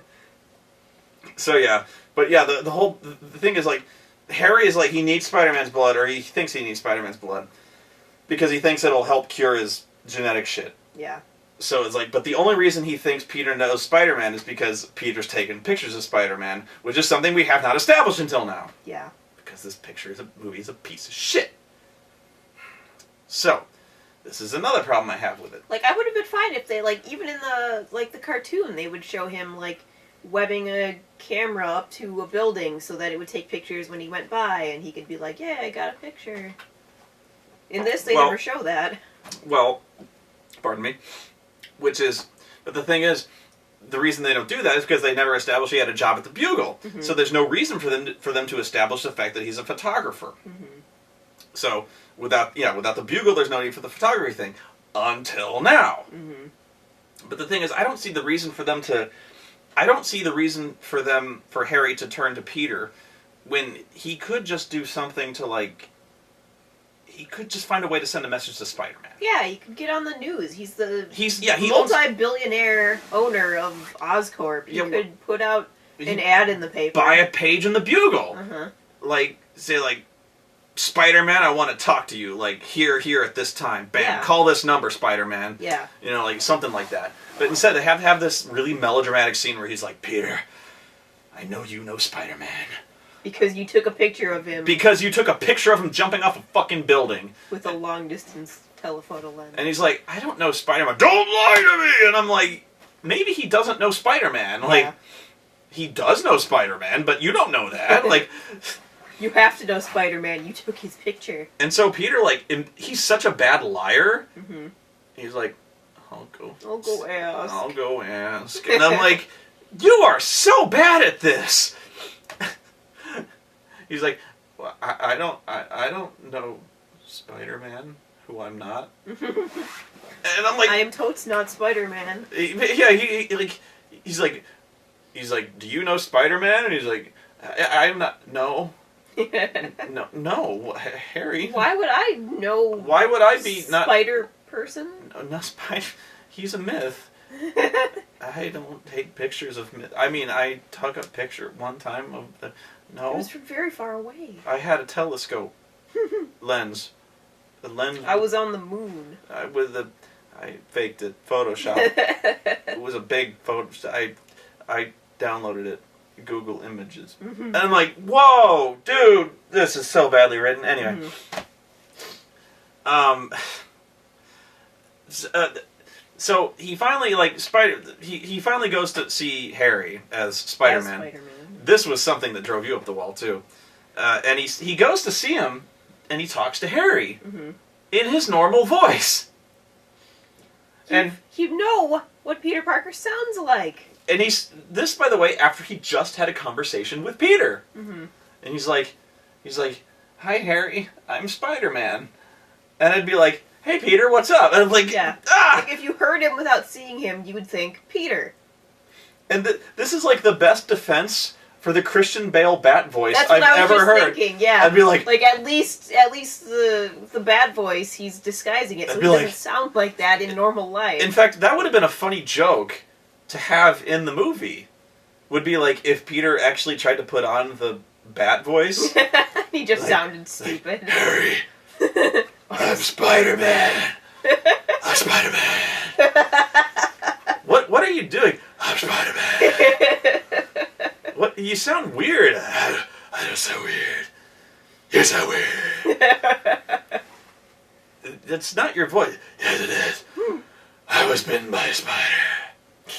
Yeah, but yeah, it's so obvious. Like, there's no mistaking that it's Peter because it's his voice. He's like, I need your blood, Spider-Man. Like I was saying, if he put on a mask, I would still know it was him because I'd hear his voice. You'd be like, I'd be like, Noah, what the fuck are you doing? Yeah, you'd be like, Spider-Man, I need your blood. I'd be like, I can't give it to you, April. You'd be like, how do you know my name? Lady I've never met. No, is that you? No. No. I tell you, it is not. I'm not that whoever you were talking about. I mean, no. I'm not Spoony. So he's like, Spider-Man, I need your blood, Spider-Man, because I'm dying. And Spider-Man's like, no, I could kill you. Something bad could happen. He doesn't say what. He's just like, something bad. He's like, you could die. And he's like, I'm already dying. I can't get more dead. And he's like, something worse could happen. See, but yeah. But he never says what. Yeah. So why would anyone believe you? Yeah, so I'm like, the way I would have ended the scene has been like, he's like, I can't give it to you, Harry. You could die. He's like, how? I couldn't get more dead. I'm dying. And I'd be like, good point. And like, again. Yeah. Like, here's the problem I have with this. Why didn't he just do it? Yeah. If he died, oh well, he tried. Yeah. If he turned into a monster, then you defeat the monster. Yeah. So, yeah, and, like, so Harry's like, he's like, You haven't you're not... seen the guy in 8 years, you obviously can't care about him that much. So, yeah, so, like, it's, Harry's like, you're not protecting me, you're protecting yourself, you're selfish. And I'm like, yeah. He kind of is. I'm like, give him some blood. Like, yeah. Actually, this whole movie is just like Peter Parker is a selfish dickhole. I like, should stay away from Gwen Stacy, but I just love her too much. I'm like, you know what? Just load him up here, man. Like, yeah. I really don't want to take Harry's side here, but just give him some goddamn blood. Hook him up, man. If it doesn't work, then he sees it doesn't work. If he turns into a fucking monster, then you get a can of Raid. He turns into a roach.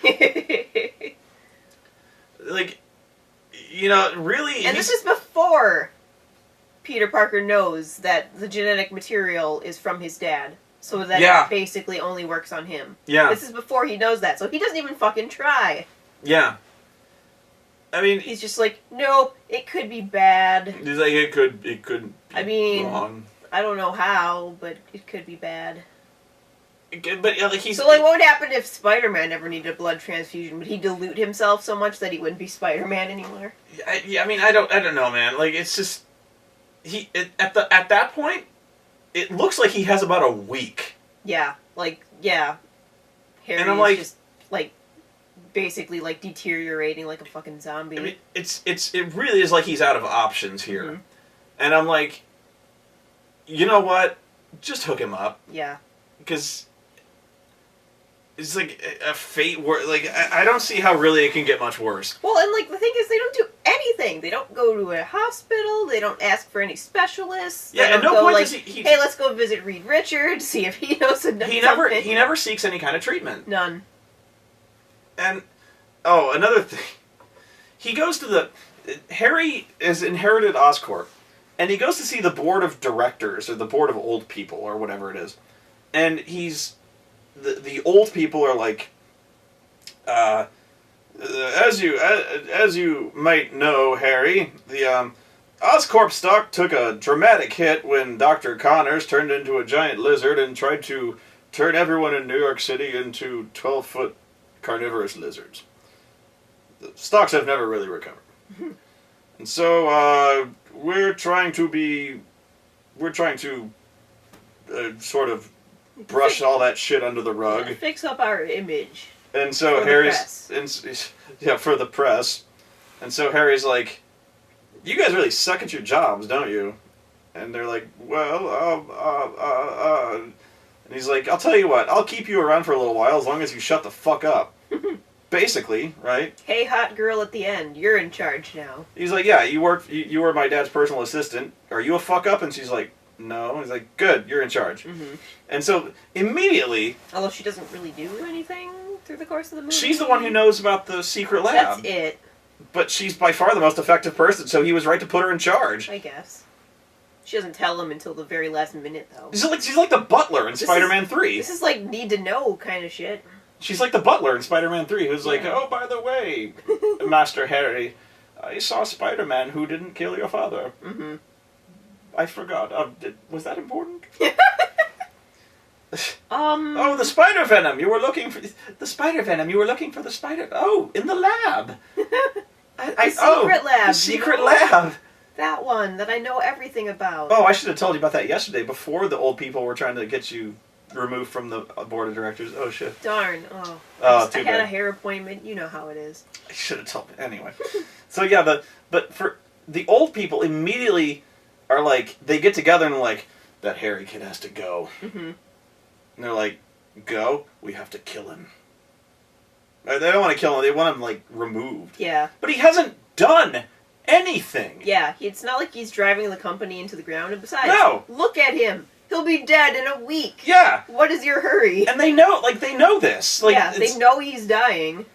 Like, he hasn't made any decisions that are going to hurt the company. Mm-mm. Like, he's let them keep their jobs. Mm-hmm. Like, really, anyone sane would have fired the lot of them, because, like, they fucked all this up. Because they're like... Because, in fact, he kind of called it the task. He's he's like, okay, so this whole Connors thing and this whole, like, weird animal projects shit that he was doing, did none of you, like, think to declare this fucker insane and remove him from, like, take control of the company away from him before he put stocks in the toilet? Yeah. And they're like, He seemed like he knew what he was doing. the rhino thing seemed like a good idea. And they're like, well, you're stupid, so let's just, like, not do stupid shit anymore. So meet next week then? And they're like, okay. Mm-hmm. And So so, then like, they're immediately like, this kid, we need the power back. this fucking kid has to go. We need to put more rhino shit back in production. And I'm like, but this kid hasn't done anything yet. Like, he hasn't even made decisions to be pissed off about. Yeah. Like, maybe if he was like, we're getting, like Tony Stark, for instance. In Iron Man 1, he comes back and he's like, we're shutting down the weapons division. I'm done with this shit. And, like, you can see why Obadiah Stane was like, we gotta get the company away from this guy. He's fucking things up. Yeah. Like, I can see If he had done that, it would have made sense. Or if he'd, like, fired some people. Yeah. Or said, okay, we're cutting salaries or something. Or, Yeah. He's like, we're getting out of the rhino suit shit. And the lawyers we're are making like, baby bottles now. yeah. And the guys are like, we're not making rhino suits? This kid's gotta go. Yeah, but that didn't happen. He didn't do anything. No, he was just and like... again, he's dying. He just called them assholes and Yeah. left. And they're like, assholes? Like, by the time they are there to remove him from the premises... He's dead. He's like three-quarters dead. Yeah, he's like falling apart. I was like, give him 2 days. He'll be dead. Yeah, well, you don't need to do anything. Let him die. Ugh. So, he can't get Spider-Man's blood, and he's only read one of the files, but it never occurs to him to read the rest of them. Apparently, yeah. Or does he? He looks at a couple more. He looks at a couple more. But he just kind of like glances at him and like pages through. He's But like, there's a suit. Oh. But even those are insanely useful, because the next ones he looks at are the Green Goblin suit and the Green Goblin flyer, which he also uses. Because he discovers the suit has a fucking healing factor, which he uses. Except that's not his first thought. No. Why isn't it? His first thought is, I need spider venom. Yeah. Which he promptly injects like a fucking pint of. Yeah, but, a lot. But first... It's like a whole fucking nail polish vial of spider Oh, more venom. than that. It's like... Hang on. It's like this. It is not that big. Okay. It's like the little one. It's like this. Yeah. It's like this. It's serious. Full of spider poison. It's like this full of green. Yeah, and it's like green spider radioactive poison. But because it's to make it clear that it's like poison, it's like bright shock green because it's poison. Yeah, it's radioactive poison. It's nuclear green with Parker genes in it. Right. But I forgot. We captured Electro. Like, he kicks the shit out of Electro. Then we go into one of my favorite scenes in the movie. Yeah. This had me rolling. We go to Ravencroft? Yeah, Ravenscar. Ravencroft. Whatever. We go to Arkham. We go to Arkham. Where they have, for some reason, Electro in a dunk tank, strapped to a table in a dunk tank. Yeah. Where Hair Doctor Insano. I said they should have just hired you to play Dr. Insano in this role. He was Dr. Insano. Hair Doctor Insano. Yeah. Is for no reason like tickling him. He's just like, and now we will run experiments on you. Like, he's got the fucking goggles, He does. the gloves, and the lab He's coat, like, the stereotypical German accent. He is the most stereotypical. He's like, I am a mad scientist. He's like, yeah. He's like, don't you know anything about science? Yeah. He's like, Jamie Electro's like, he's like, what are you doing to me? He's like, I am now going to implant you with military-grade transistors and implants. And we will measure your electrical transference capabilities with science. Yes, it was like I started laughing too because it was so stupid. And now engage the transducers.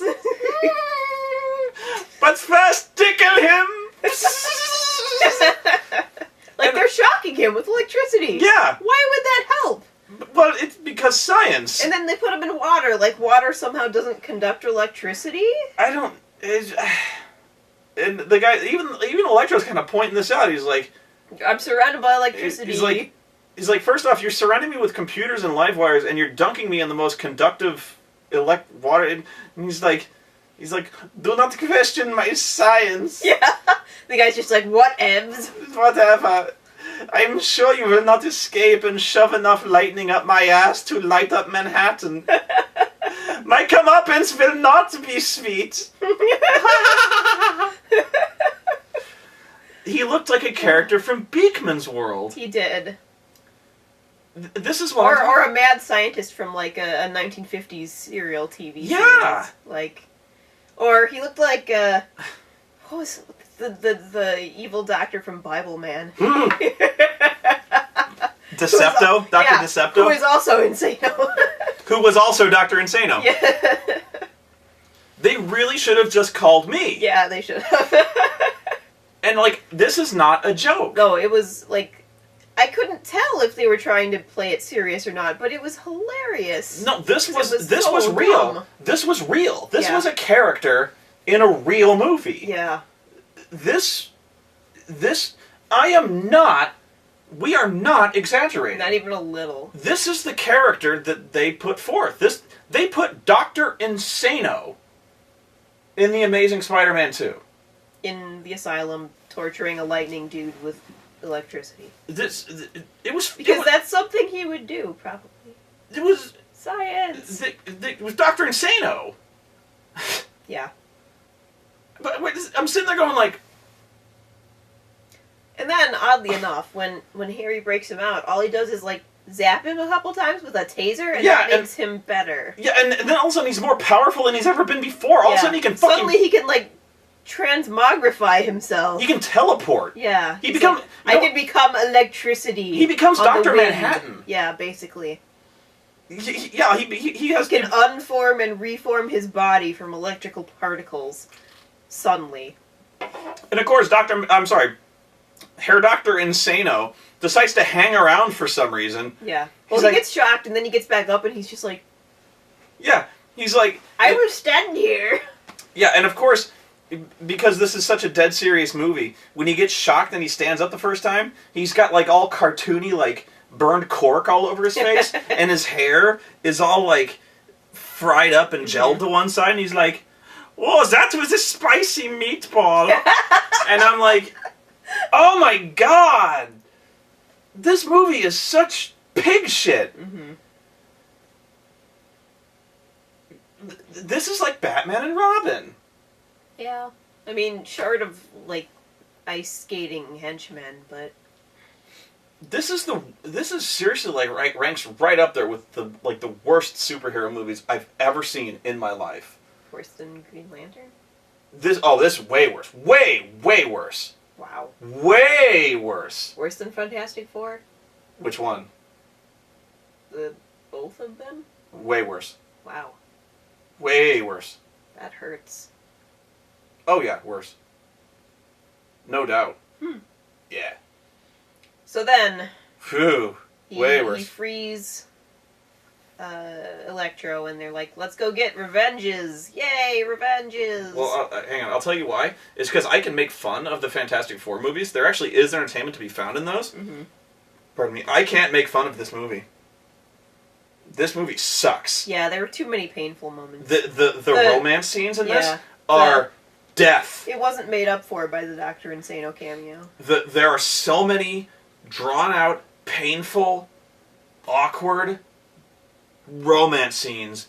They are death. Yeah. Were they trying to get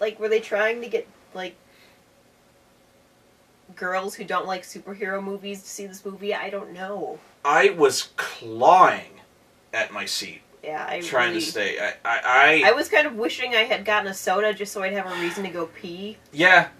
Oh. Anyway, go on. Sorry. So they go to get revenges. What Yeah, happens? Harry he gets thrown out of the building because the evil old guys want him out. Mm-hmm. Because they want him out. Mm-hmm. Because they want him Because out. he's just not dying fast He's enough. not dying fast enough because they need him out now. Yeah. They can't wait 2 days. Nope. Because he's dying of hyper-accelerated death shit. They can't wait. Norman died when he was 65, but this guy, he dies next week. Yeah, but They that's can't- just too long. It's too long. They can't wait. So he needs to get back in there to get the spider venom. So he breaks Electro out and he's like, I need you to get me in there and you can kill Spider-Man if he shows up. Yeah. And so he's like, I trust you completely. So Cool. So that happens. They do that. They do the whole thing with the guy who backtalks them. I would not sass back the dude who had just killed somebody with lightning in front of me. But Oh no, he's like, I will rain death upon you, motherfucker! yeah. It doesn't work. So then they go down, like they resurrect him with more electricity. Yeah. And then they go down and they pump him full of the venom, and of course he immediately collapses and is Well, hang on.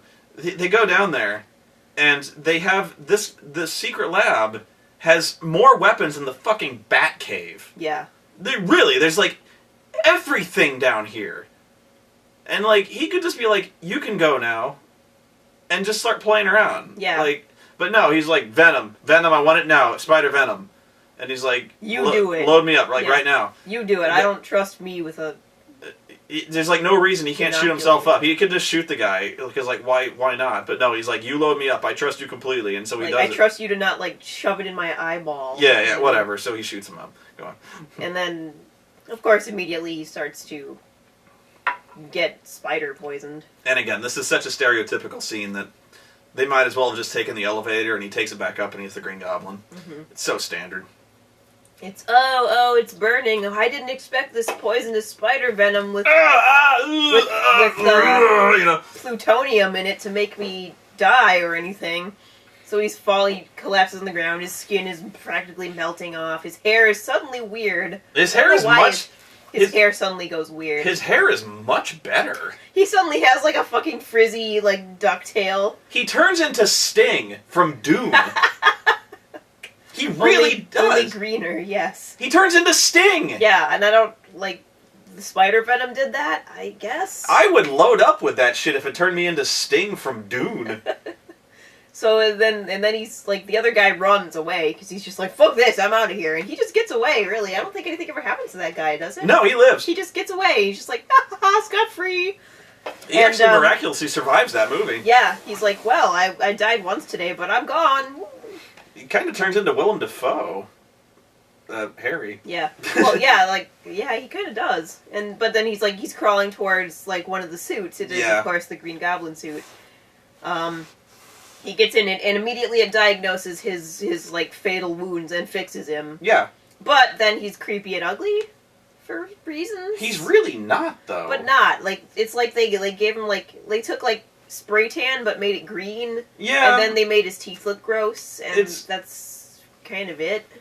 It's kind of like he fell into rubber cement. And he just kind of got it stuck to him. Yeah. And then, like, it's kind of like he fell into hair gel. Yeah. Spirit gum. Yeah. Actually, yeah, it kind of is. Like, they just kind of, like, they took spirit gum and they just kind of smeared it all over him. And then let it dry. And he kind of got tacky. Yeah. But his hair is vastly improved. Because his hair is, like, really, like, geeky and stupid. Yeah, he's got that, like, he's got this, like, to the side emo really hair. bad, like, The emo 1930s part. And, like, now it's, like, really nicely, like, gelled back. It's really, it's really kind of punk rock, but it works. But then, of course, he automatically knows how to use the glider. Fucking immediately. Immediately. He's pro. The suit is all fun. He knows how to use the bombs. He got the bombs out of somewhere. He knows how to use the knife. Like, Yeah. it's, like, instinctive. Like, it's like he took the tutorials. Yeah. like, it's fucking amazing. Mm-hmm. Like how fast he took on this, and like I know it's a movie, but whatever. But like it's. But this is like the last like 10 minutes of the movie, so like that's all the green we get. Like maybe what 2 minutes of Green Goblin before. Yeah, it really he is gets punched in the face, and that's all we see of him. Yeah, this is what I was going on about as we were walking out. It was like it seems so weird to me that the movie is centered around the Green Goblin. That's the A plot. And yet the Green Goblin is in this movie for like 3 minutes. Mm-hmm. In And fact, of course, again, now he's evil because he's got superpowers. he's like, So he grabs Gwen. He's like, ah! and yeah, he's like, ah! cackling like a madman. Put her down, okay? You know, but like, yeah, he's in the movie for like 3 minutes. Like, no exaggeration, or even understating it. But like, and it seems so weird. He throws a couple bombs. Yeah, he throws Flies one around bomb. a little bit. One bomb. And he just kind of flies around. And gets in the way of saving Gwen. That's about it. And that's it. Yeah. Then he gets like punched in the face, and that's it. Where does he fall down? I don't even see what happens. Does he get mushed? He wraps a web around his neck, and like a gear like breaks his neck. I think. Okay. We're not like even that. confirmed he's dead. Yeah, because that's all you see him after that, and then of course Gwen Stacy's falling, and Spider-Man's busy, and then I gotta catch him. You fuck. hated this part. I hated this part Oh my god! too. Like I thought he was gonna storm out of the theater at this point. Oh god. I almost can't even bring myself to talk about it. You have to be strong. Do it. Gwen Stacy starts falling. And she's... And they do this throughout the whole movie too. It's that fucking slow-mo and then fast and then slow-mo speed and ramping. then fast. I hate that. It's called speed ramping. I know, it's so overdone at this point. They did it so many times in this movie, and it didn't make anything look better or more dramatic. It just made it just showed you how bad the fight scenes were, and it made them look worse. But so she's falling, and we've been waiting for this for 2 movies, because we all know it's coming. Mm-hmm. It's that inevitable scene, and so this movie thinks this is like the drum solo. Mm-hmm. It's like this is their Titanic. Mm-hmm. You know, the ship is sinking. Gwen Stacy is falling. Mm-hmm. So they are drawing this motherfucker out for all it's worth. Mm-hmm. And this is what all these fucking horrible dialogue scenes, like, we are supposed to love this woman now. Mm-hmm. You know, that's what all these horrible scenes have been leading to. Like, we are supposed to love this woman so much, this is supposed to punch us right in the gut. I just found her kind of annoying. Yeah, well, whatever. We are supposed to love this woman so much. This is supposed to, like, just rip our hearts out as she is falling. Mm-hmm. It doesn't. I hate her. But this is the slowest slow-mo ever. it's slower than the Dread falling scene. I liked that one. That one was good. I felt more loss about her, Mm-hmm. but anyway. So he's like, no, thwip, Mm-hmm. and as the web is reaching down towards Gwen, the web forms an outreaching hand Fucking A. towards her hand, It was so bad. and their hands, the web hand, the web forms a little hand. And it just misses her, and she hits the ground just...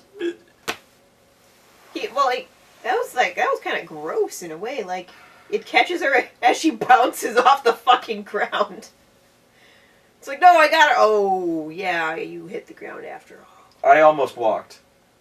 Yeah, the fucking web hand just was awful. I didn't know whether Like, to... I didn't Could you be any cheesier? Could you be any more No. emotionally manipulative? No. Like... Well, maybe if they had the little web, like, go... I didn't know whether to laugh or scream. Like, I was waiting for, like, the Spider-Man mask to start leaking tears or something. I honestly, it was so bad. I didn't know what to do. Mm-hmm.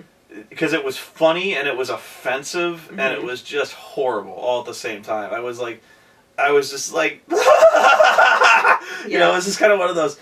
this rage laugh. Mm-hmm. I was just like, ah!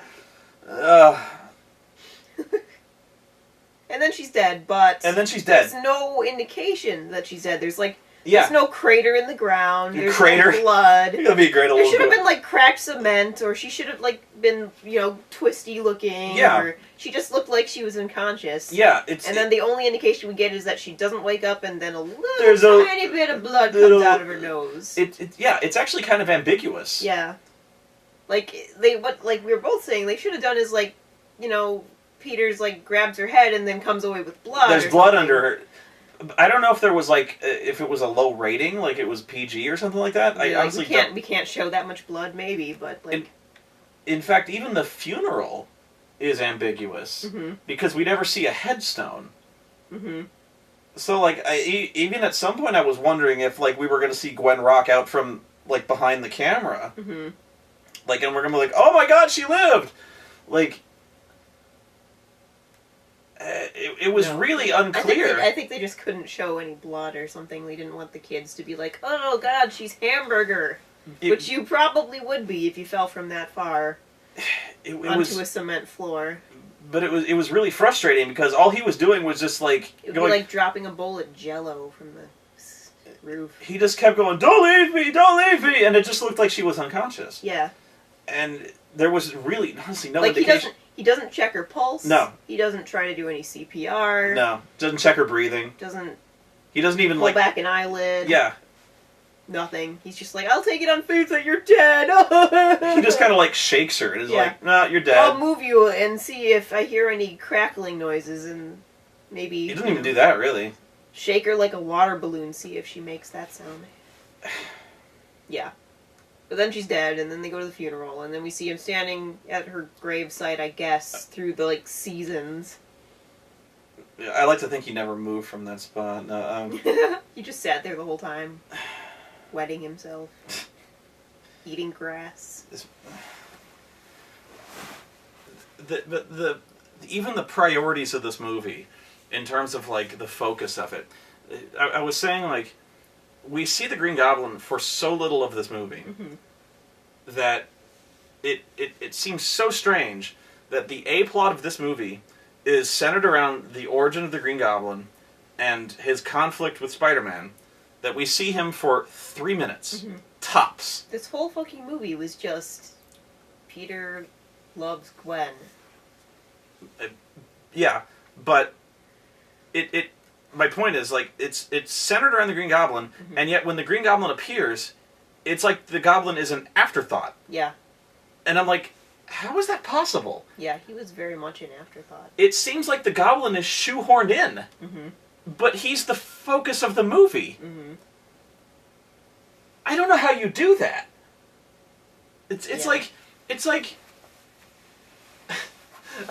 Especially, like, how do you make a prequel trilogy around Darth Vader and only have him show up at the last 2 minutes of the movie? I don't know. Well, like, the whole thing was basically, like, the only real villain was... Electro. But, like, he's not the villain. Yeah. He's just... He's the muscle. He's not even that. He's a transitional villain. He's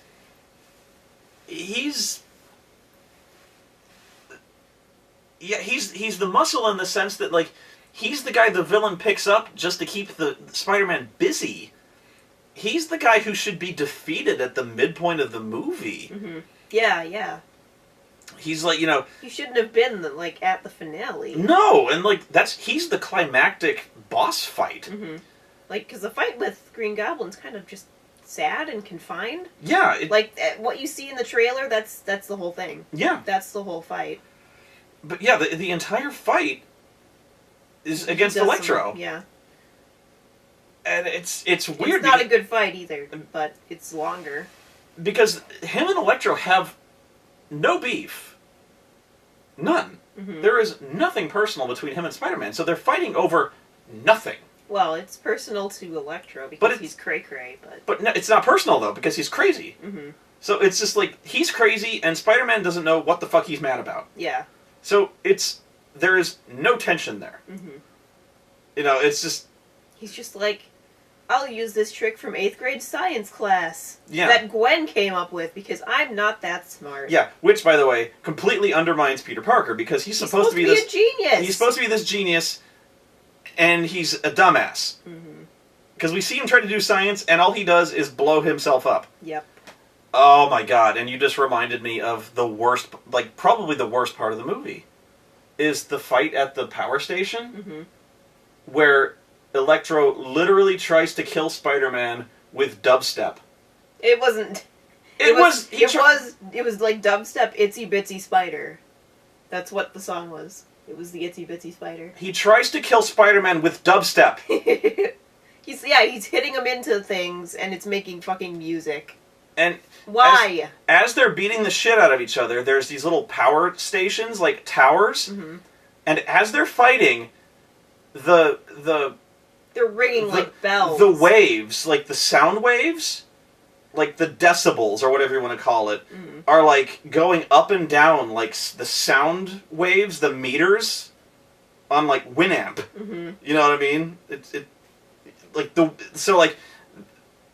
If you were to look at the power station from the side, like the waveform, that's what it is, the waveform, the power station is reacting with each hit, like the waveform audio of the fight. And it's making the song, the Itsy Bitsy Spider. Yeah. So, Spider-Man is getting swung into the power station poles, and there's like the electric field is like making the waveform as the dubstep of Itsy Bitsy Spider is, and I'm just like, yeah, that was 9 million flavors of stupid, maybe 9,000,001. And I'm just sitting back going, like, why would it do that? Why would you be trying to do that? No, how could it do that? I'm not even asking how. This is not a question of how or realism.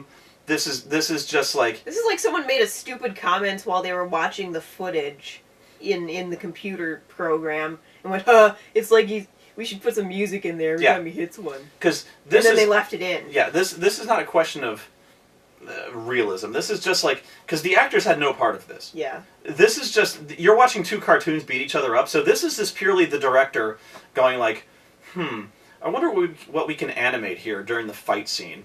Oh, this would be funny. What if we just had a little dubstep sequence where they're like, this would be kind of cool. This is so stupid. Yeah. That was painfully dumb. It is so dumb.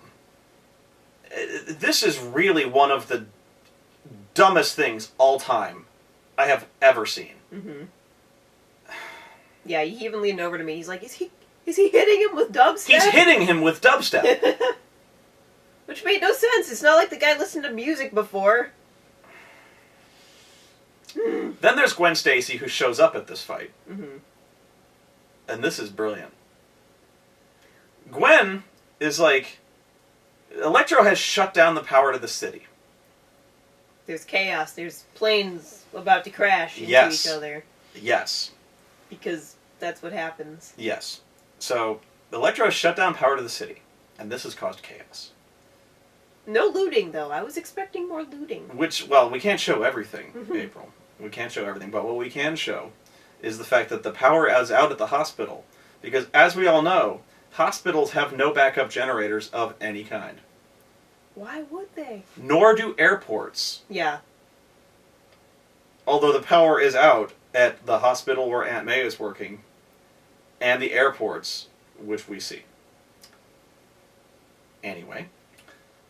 To add a ticking clock element to the fight with Electro, we happen to see two airplanes which, in the entirety of the sky, are on a direct, head-to-head collision course with one another, which, somehow, the air traffic controllers, which having no power to their radars, somehow know are about to run into each other. Not only this, they know at exactly what time they are going to do this. They're going, in 60 seconds, these two aircraft are going to run directly into each other. They have worked this out with a pen and paper.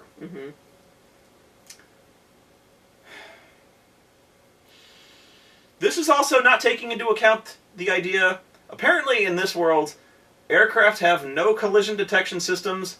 No radar. Of any kind. And they can't see out the window for some reason. Like, if all of the power in the city was out, and the only lights were another airplane, I think you'd see it. And of course, it happens last minute anyway, and they see each other and they just swerve, so, like, the ticking clock was kind of pointless. Yeah. It wouldn't, whether they turn the power back on or not. The only reason it happened was because the power comes back on, and they're like, you need to turn right now! And then they're like... See, but, like, the way they shot it, it looked like the pilot saw that already. Like, he was like, oh, wait, we're about to crash into another plane. They're like, mm-hmm. But yeah, otherwise, without air traffic control to warn them of every single fucking thing, these pilots would just be completely shit out of luck, because... And they, like, you know what would happen if all the power went out at an airport? You'd fly to another airport! Yeah, if he didn't take out the entire eastern seaboard, he just took out Manhattan. Yeah, if you were to call an airport, if you were a pilot... Land in Jersey! If an airplane were to radio an airport, and air traffic control did not respond... You would circle, say no lights, and then fly to another airport. If there were no lights in the entire city, you would notice this, by the way. I mean, there would be an eerie lack of traffic. Mm-hmm. Like, no radio traffic coming from the airport of any kind. Mm-hmm. You'd be like, holy shit, what just happened? Mm-hmm. They would be talking to each other. Yeah.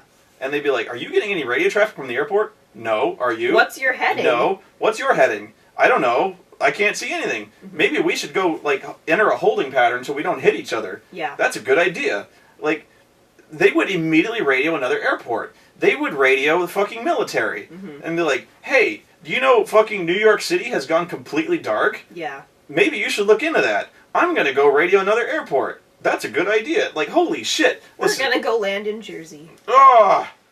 But no, these aircraft just keep going like, hum-de-dum-de-dum, let's just keep going for the airport. On the exact same course, don't circle or anything, because, like, the collision could only happen if neither pilot deviated from their course even slightly. Like, I'm sure everything's fine. Why wouldn't you? You would start circling. Yeah, they're like, they're not answering. I'm sure the line's just busy. I'm sure it's fine.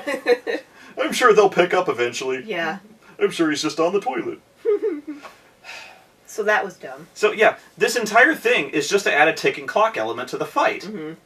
Because we can't have a climactic supervillain fight without a ticking clock element. Mm-hmm. Without somebody to keep switching the camera to keep going like 60 seconds, 45 seconds, 30 seconds. Like, we have to keep cutting back to that. Mm-hmm. Otherwise there's no tension.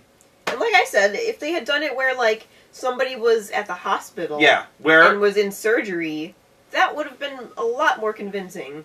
Like, we're doing open heart surgery and all the power goes out. Yeah, then you panic. Except for the fact that hospitals have backup generators. So do airports, I'm sure. Yeah. So none of this makes any sense. No, none of it does. But, like, so... But I'm surprised they didn't do that as well. I'm surprised Aunt May wasn't in the maternity ward or an emergency room, and I'm surprised there wasn't, like, a pregnant woman giving birth at the same time. No, here's the part that I hated of this. Okay, so Gwen Stacy's there and she's all like, I know the grid system. I memorized it, so I have to be here to help you. This was brilliant. So, this impossibly difficult and hard to understand grid system turns out just to be... No, April, it's too dangerous. You can't go. It's a control tower with a button in it that says reset. Yeah. She's like... She had to be there for that. Peter, I have to go. I have to go with you. I know this grid system. You can't do it on your own. I could have, actually. I could have just... I didn't even need the key. I could have just broken it with my strong, manly spider hands. No, I have to be here. Yeah. No, it's like, Gwen, you can't go. I gotta fight Electro. It's too dangerous to go. It's like, Peter, I designed the system. I helped design the system. It's so complex. Your feeble mind would just burst into flames if you tried to comprehend it. Yeah, how are you going to work this system on your own? It's just like, but there's no other choice, Gwen. I have to go. And she's like, so she shows up and she's like, I have to go into that tower. I have to go and reset it. And he's like, okay, go hurry. And So she goes up there and there's like literally like a big glass flippy switch. Mm-hmm. She flips it open and there's a big red button. It says reset. And I'm like... And so basically, when the power goes out in Manhattan, it's just like when you blow a fuse in your house and you have to hit the reset button. And she's like... Yeah. I'm glad you were here, Gwen. We couldn't have managed this without you. She couldn't, like... There wasn't even, like, a keyboard that she could type, like, reset.exe or something like that. Nothing like that. It just had to be a button. A big, red, shiny, candy red button. No, yeah. I also like how Spider-Man's webs can conduct enough electricity to power New York. Mm-hmm. Whereas, like, it took these big fuck-off cables. And yet, Gwen Stacy can cut through it with a pocket knife. Yeah. Because when she gets webbed to the car, she's just like... Maybe disapproving Dennis Leary helped. I don't know. I don't know either.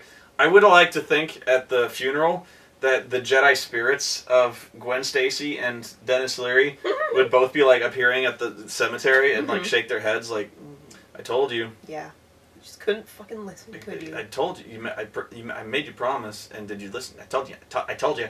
You didn't fucking listen. I told you. You didn't fucking listen. You didn't listen to me. Peter, I told you. Peter. There was a giant fucking lizard. All you had to do was fucking listen to me. I told you. I'm gonna see you in hell, Peter. Yeah. I'm gonna see you there, and I'm gonna kick your ass. And then there's a mysterious shady guy who goes into Arkham and sees Harry. Who's looking much better. Who looks fine now. He looks great. He looks completely, well, not completely, but 90% normal. His teeth are normal again. Like before, when he was Green Goblin, they were all nasty and weird for some reason. Although I like how they gave him Now a really, fine. I like how they gave him a really weird mirror. Yeah, his mirror's all like a circus mirror, distorted. Give him a normal mirror. We don't want him to see how good he looks, or he'll be really mad. He's like, whoa. He's not dying anymore, apparently, either. No, he's fine. He's fine. Really, he should be grateful. Yeah, he really came out of this pretty well. I mean, aside from being in an asylum in a straitjacket, but he's still got shadowy men working for him, so what's his problem? I don't know why he's mad at Spider-Man, really. Yeah. You wouldn't give me blood, but then if you had given me the blood, the venom shows that I would have killed me, so... Damn you for not giving me that blood that would have killed me. Because honestly, the venom thing, it worked out. Yeah. It got him to the suit, which is probably what he needed in the first place. Yeah, because, like, he got into the suit. And it's like, oh, you need healing. Heal! You're fine now. With magic. The suit kind of gave him a weird face, but... I think the poison is what gave him the weird face. I'm sorry, the poison gave him the weird face a little bit. But hey, then he was fine. Not that bad. Yeah, he still looked better than Willem Dafoe looks normally. Yeah, I mean, like, honestly, like, you can get past this. Trust me, I've seen worse. Yeah. And now he's hell-bent on revenge and reactivating all of the weird animal shit his dad developed. Yeah. So he's like, well, go break out that Russian guy from the beginning of the movie and put him in that rhino suit. Oh, God. It will be done. Yeah, because he's the most reliable motherfucker we can come up with. Yeah, because he's dependable and a good idea. We've seen what a good driver he is. And immediately he just starts stomping down the middle of Main Street going, ah, ah, ah, ah, ah, and like, Missiles. What was your plan, dude? Yeah, he runs out of a bank and like there's money flying in the air and we're like... You were hoping he had I was hoping he had a sack with a money symbol on it. A big dollar sign. Yeah, a big fucking dollar sign. I wish he did. Yeah. And then there's that dumbass kid who just walks out in the middle of the street in a Spider-Man Dressed in his Spider-Man pajamas, basically. Fucking kid. Like, I'll stop him. And, like, the mother is like, my baby! And the police are like, no, ma'am, you can't go get him, and neither can we. Neither will we. We'll just... He's not shooting at the kid, but we can't go get him because reasons. And then, of course, Spider-Man shows up because he got inspired by watching Gwen Stacy's high school commencement speech. Oh, God! That was another moment I nearly... Yeah, I almost choked on my own rage. I was like, we heard this. We heard it once at the beginning of the movie, and he pulls out this thumb drive that says Gwen's speech. And I'm like, we're gonna have to listen to this whole fucking thing again, aren't we? And we are. Yeah. And he's like, oh no, so inspired now. I should be Spider-Man again. and we listen to the whole fucking thing again. And I'm like, this movie should have ended 10 minutes ago. Mm-hmm. And I'm like... It should have ended at the funeral, really. It should have... and I'm like... And I'm like, she's dead, and she won't shut the fuck up. And I'm like, So Spider-Man leaps in, and he goes to fight with Rhino, and you know that scene that's in the trailers? That's it. That's the whole fight. It ends right there. He's very nice not to shoot them while him and the kid are talking. He's got his back to Rhino, by the way. Yeah, he's just sitting there, and Rhino's like, I cannot shoot some missiles at them now. That would be unfair. I will not shoot you. This would be bad. Yes. Go ahead, you talk with Small Child. I reload while you are talking to Small. I brought the sandwich, so it's okay. The sandwich. The sandwich. Yeah. And that's it. And then we were waiting to see if anything happened after the credits. And then in the middle of the credits, there was like a scene from the X-Men Future Past movie. I think the point of that scene was to like kind of tease you with all the mutants that were kind of in it. Like Toad, and there was that one that makes people throw up. I don't know which one that is. There was one that pointed and it had like a toxic symbol on his hand and it made people puke. Yeah, I wasn't familiar with all of those. The only one I really remember was Toad, and there was one that had like. That's all I remember. Yeah, and of course Mystique. But why was that there? Why was that in the Spider-Man? I don't know. It was really right between credits. The only thing the universes they've never indicated that they were connected, so why was that there? The only thing it seemed to indicate to me, and I'm virtually certain it's a false indication, is that these universes are linked. Yeah, but there's been no indication of that. Like, you would need something, like a newspaper that says something about mutants at some point. No, these universes are not linked. No. And but that's the only implication that putting that trailer in there would lead you to believe. Yeah. And that cannot be the case. So it just left us very confused. So yeah, and then we got disgusted and left. Yeah, so I don't know if there was anything after that. But we got mad. But that can't be the case, right? That can't be like you're not going to see mutants show up in the Spider-Man movies. I don't think so. But you're not even. I don't even think you're going to see like Spider-Man show up in Avengers universe. No, like it seems like they're keeping them separate. No, you're never. No, you will not see Spider-Man in an Avengers movie. But like that. If you like didn't if they were going to link all the universes, they would have started putting stuff in already, don't you think? Yeah, you will not see Spider-Man in one of those Avengers movies. But the only thing that if you didn't know any better, you would think that placement of that trailer would mean you would see mutants in the Spider-Man universe, right? Or Spider-Man in the mutant universe. One way or the other, right? Mm-hmm. But I really don't think you are. Mm-mm. Like so, there's just been no indication of that. Like there would have had to be a throwaway line somewhere talking about mutants. So it's really confusing. Mm-hmm. Because like nobody would be astonished by Spider-Man if they already had mutants flying around in Manhattan. Right. And the idea that the Avengers have no place in the Spider-Man verse. That's never going to happen. Yeah, I mean if that was there, they would have shown the Avengers Tower. And besides, it's in New York. What's remarkable about the Stark Tower with the Osborn eel thing? Yeah. Just the eel shit blows it out of the water. I know, yeah. Fuck that arc reactor. We've got eels. This is the worst movie I've seen all year. Yeah, this was really bad. Fuck this movie. I'm very disappointed, Marvel. This caught me off guard. I wasn't expecting it to be this shitty. I didn't think it'd be very good. I thought this would be on par with the first one. I simply did not like the first one. And I did like the first one. I thought the first one was pretty okay.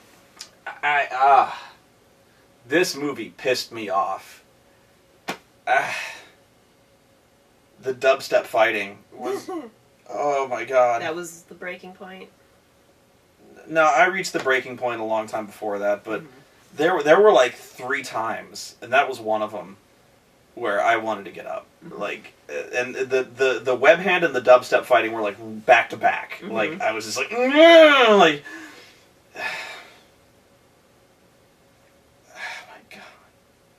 oh my god. And there you have it, our disappointed and again enraged Spider-Man 2. who liked this movie? I'm sure someone did, but... How did you stay awake? How? Like, this was dog shit. It wasn't an action movie. It was a romance with a little bit of action in it. Electro was such a lame character. Like, every time Electro's on screen, I'm going like, this is not a character. Mm-mm. This is just this is pathetic. This is just like, this character has one note, and that is smash. He's not even like, he's not a character. He's just like... He's a cardboard cutout. His character is just an obsession with Spider-Man. And that's not a character. He's nerdy. He's nerdy and obsessed with Spider-Man. But he ceases being nerdy. Like, they forget that. Completely. Like, he's like a nerd, then he's a villain, and then he's just then he's just like a brawler. He doesn't do anything smart anymore. And then all he ever talks about from that point is like, Spider-Man? Spider-Man. And then, you know, Harry's like, you want Spider-Man? Yeah, I want Spider-Man. I'll get you, Spider-Man. Good. I'm gonna kill Spider-Man. And then, like, that's all he ever talks about. He's almost like Nuclear Man in Superman 4, where the only words that Nuclear Man ever says are, destroy Spider-Man. Or Superman, sorry, Spider-Man. Destroy Superman. Like, that's all he ever says is, I'm gonna kill Spider-Man. Like, that's all that's it! Like, god damn it! Like, it's just not very good. Like, it's just, he's terrible. Okay, I'm just... We're done now. It's okay. Well, it's not okay. Nobody warned me about this fucking movie. If I'd have been warned about this, I would have, like... I had heard some pretty good things about it. I'm sort of shocked that it was... So did I!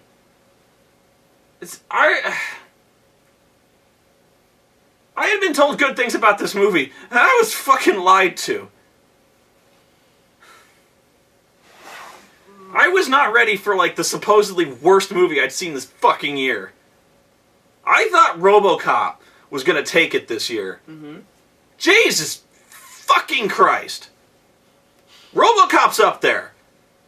But... RoboCop was bad. Whoa! But at least RoboCop didn't have a bunch of annoying romance scenes. Ugh. You can say that for it. RoboCop, how long was RoboCop? Not that long. Not this long. This was 2.5 hours. If it wasn't 2.5 hours, I'm not sure when trailers started, but like, whoa! This movie, if it wasn't 2.5 hours long, this movie felt like it. It felt like it. And if this movie was 45 minutes too long. At least, yeah. 45! You could have done everything in that movie in 90 minutes easy. Like, I could have taken fucking garden shears to this film and, like, cut out scenes that didn't need to be there. I could have taken that entire Oxford plot out. I could have taken half of the Electro scenes out. I could have taken half of the Harry Osborn scenes out. Like, they just didn't need to be there. Yeah, they weren't necessary.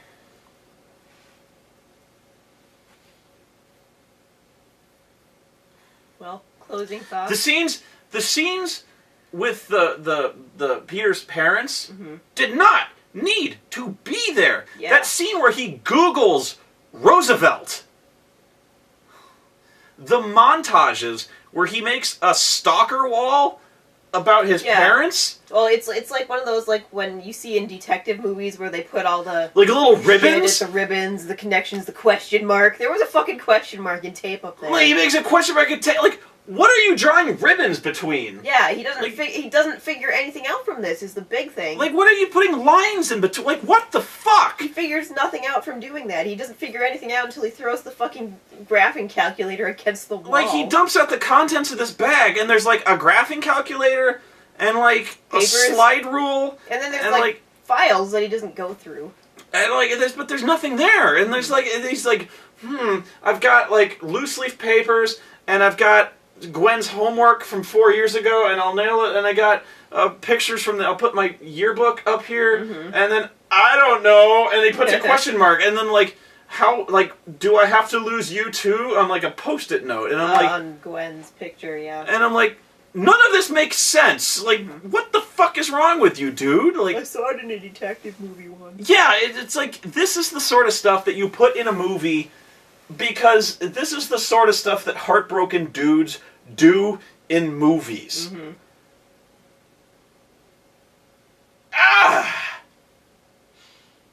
It's so cliched Mm-hmm. and so boring. Mm-hmm. And it's stuff that should have been cut.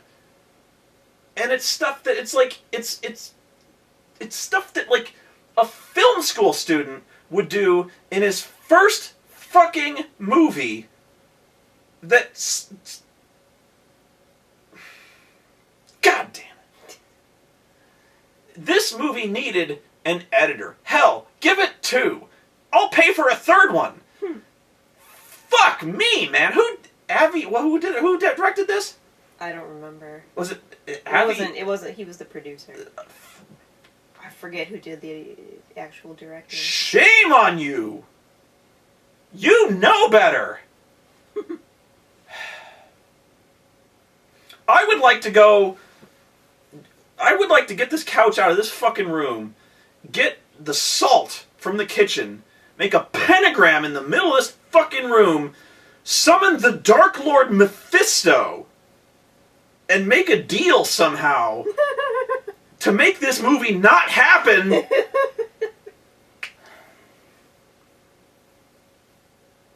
I'm not breaking up with you just so that this movie doesn't happen. Okay, it's not worth it. But this movie sucks. Yeah. This movie sucks hard. Mm-hmm. Okay. I know you. This movie hurts a lot. I know. It'll be okay.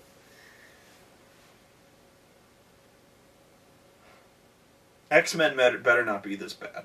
Yeah. If it is, I will probably be crying through that. Okay. Say goodnight. Bye.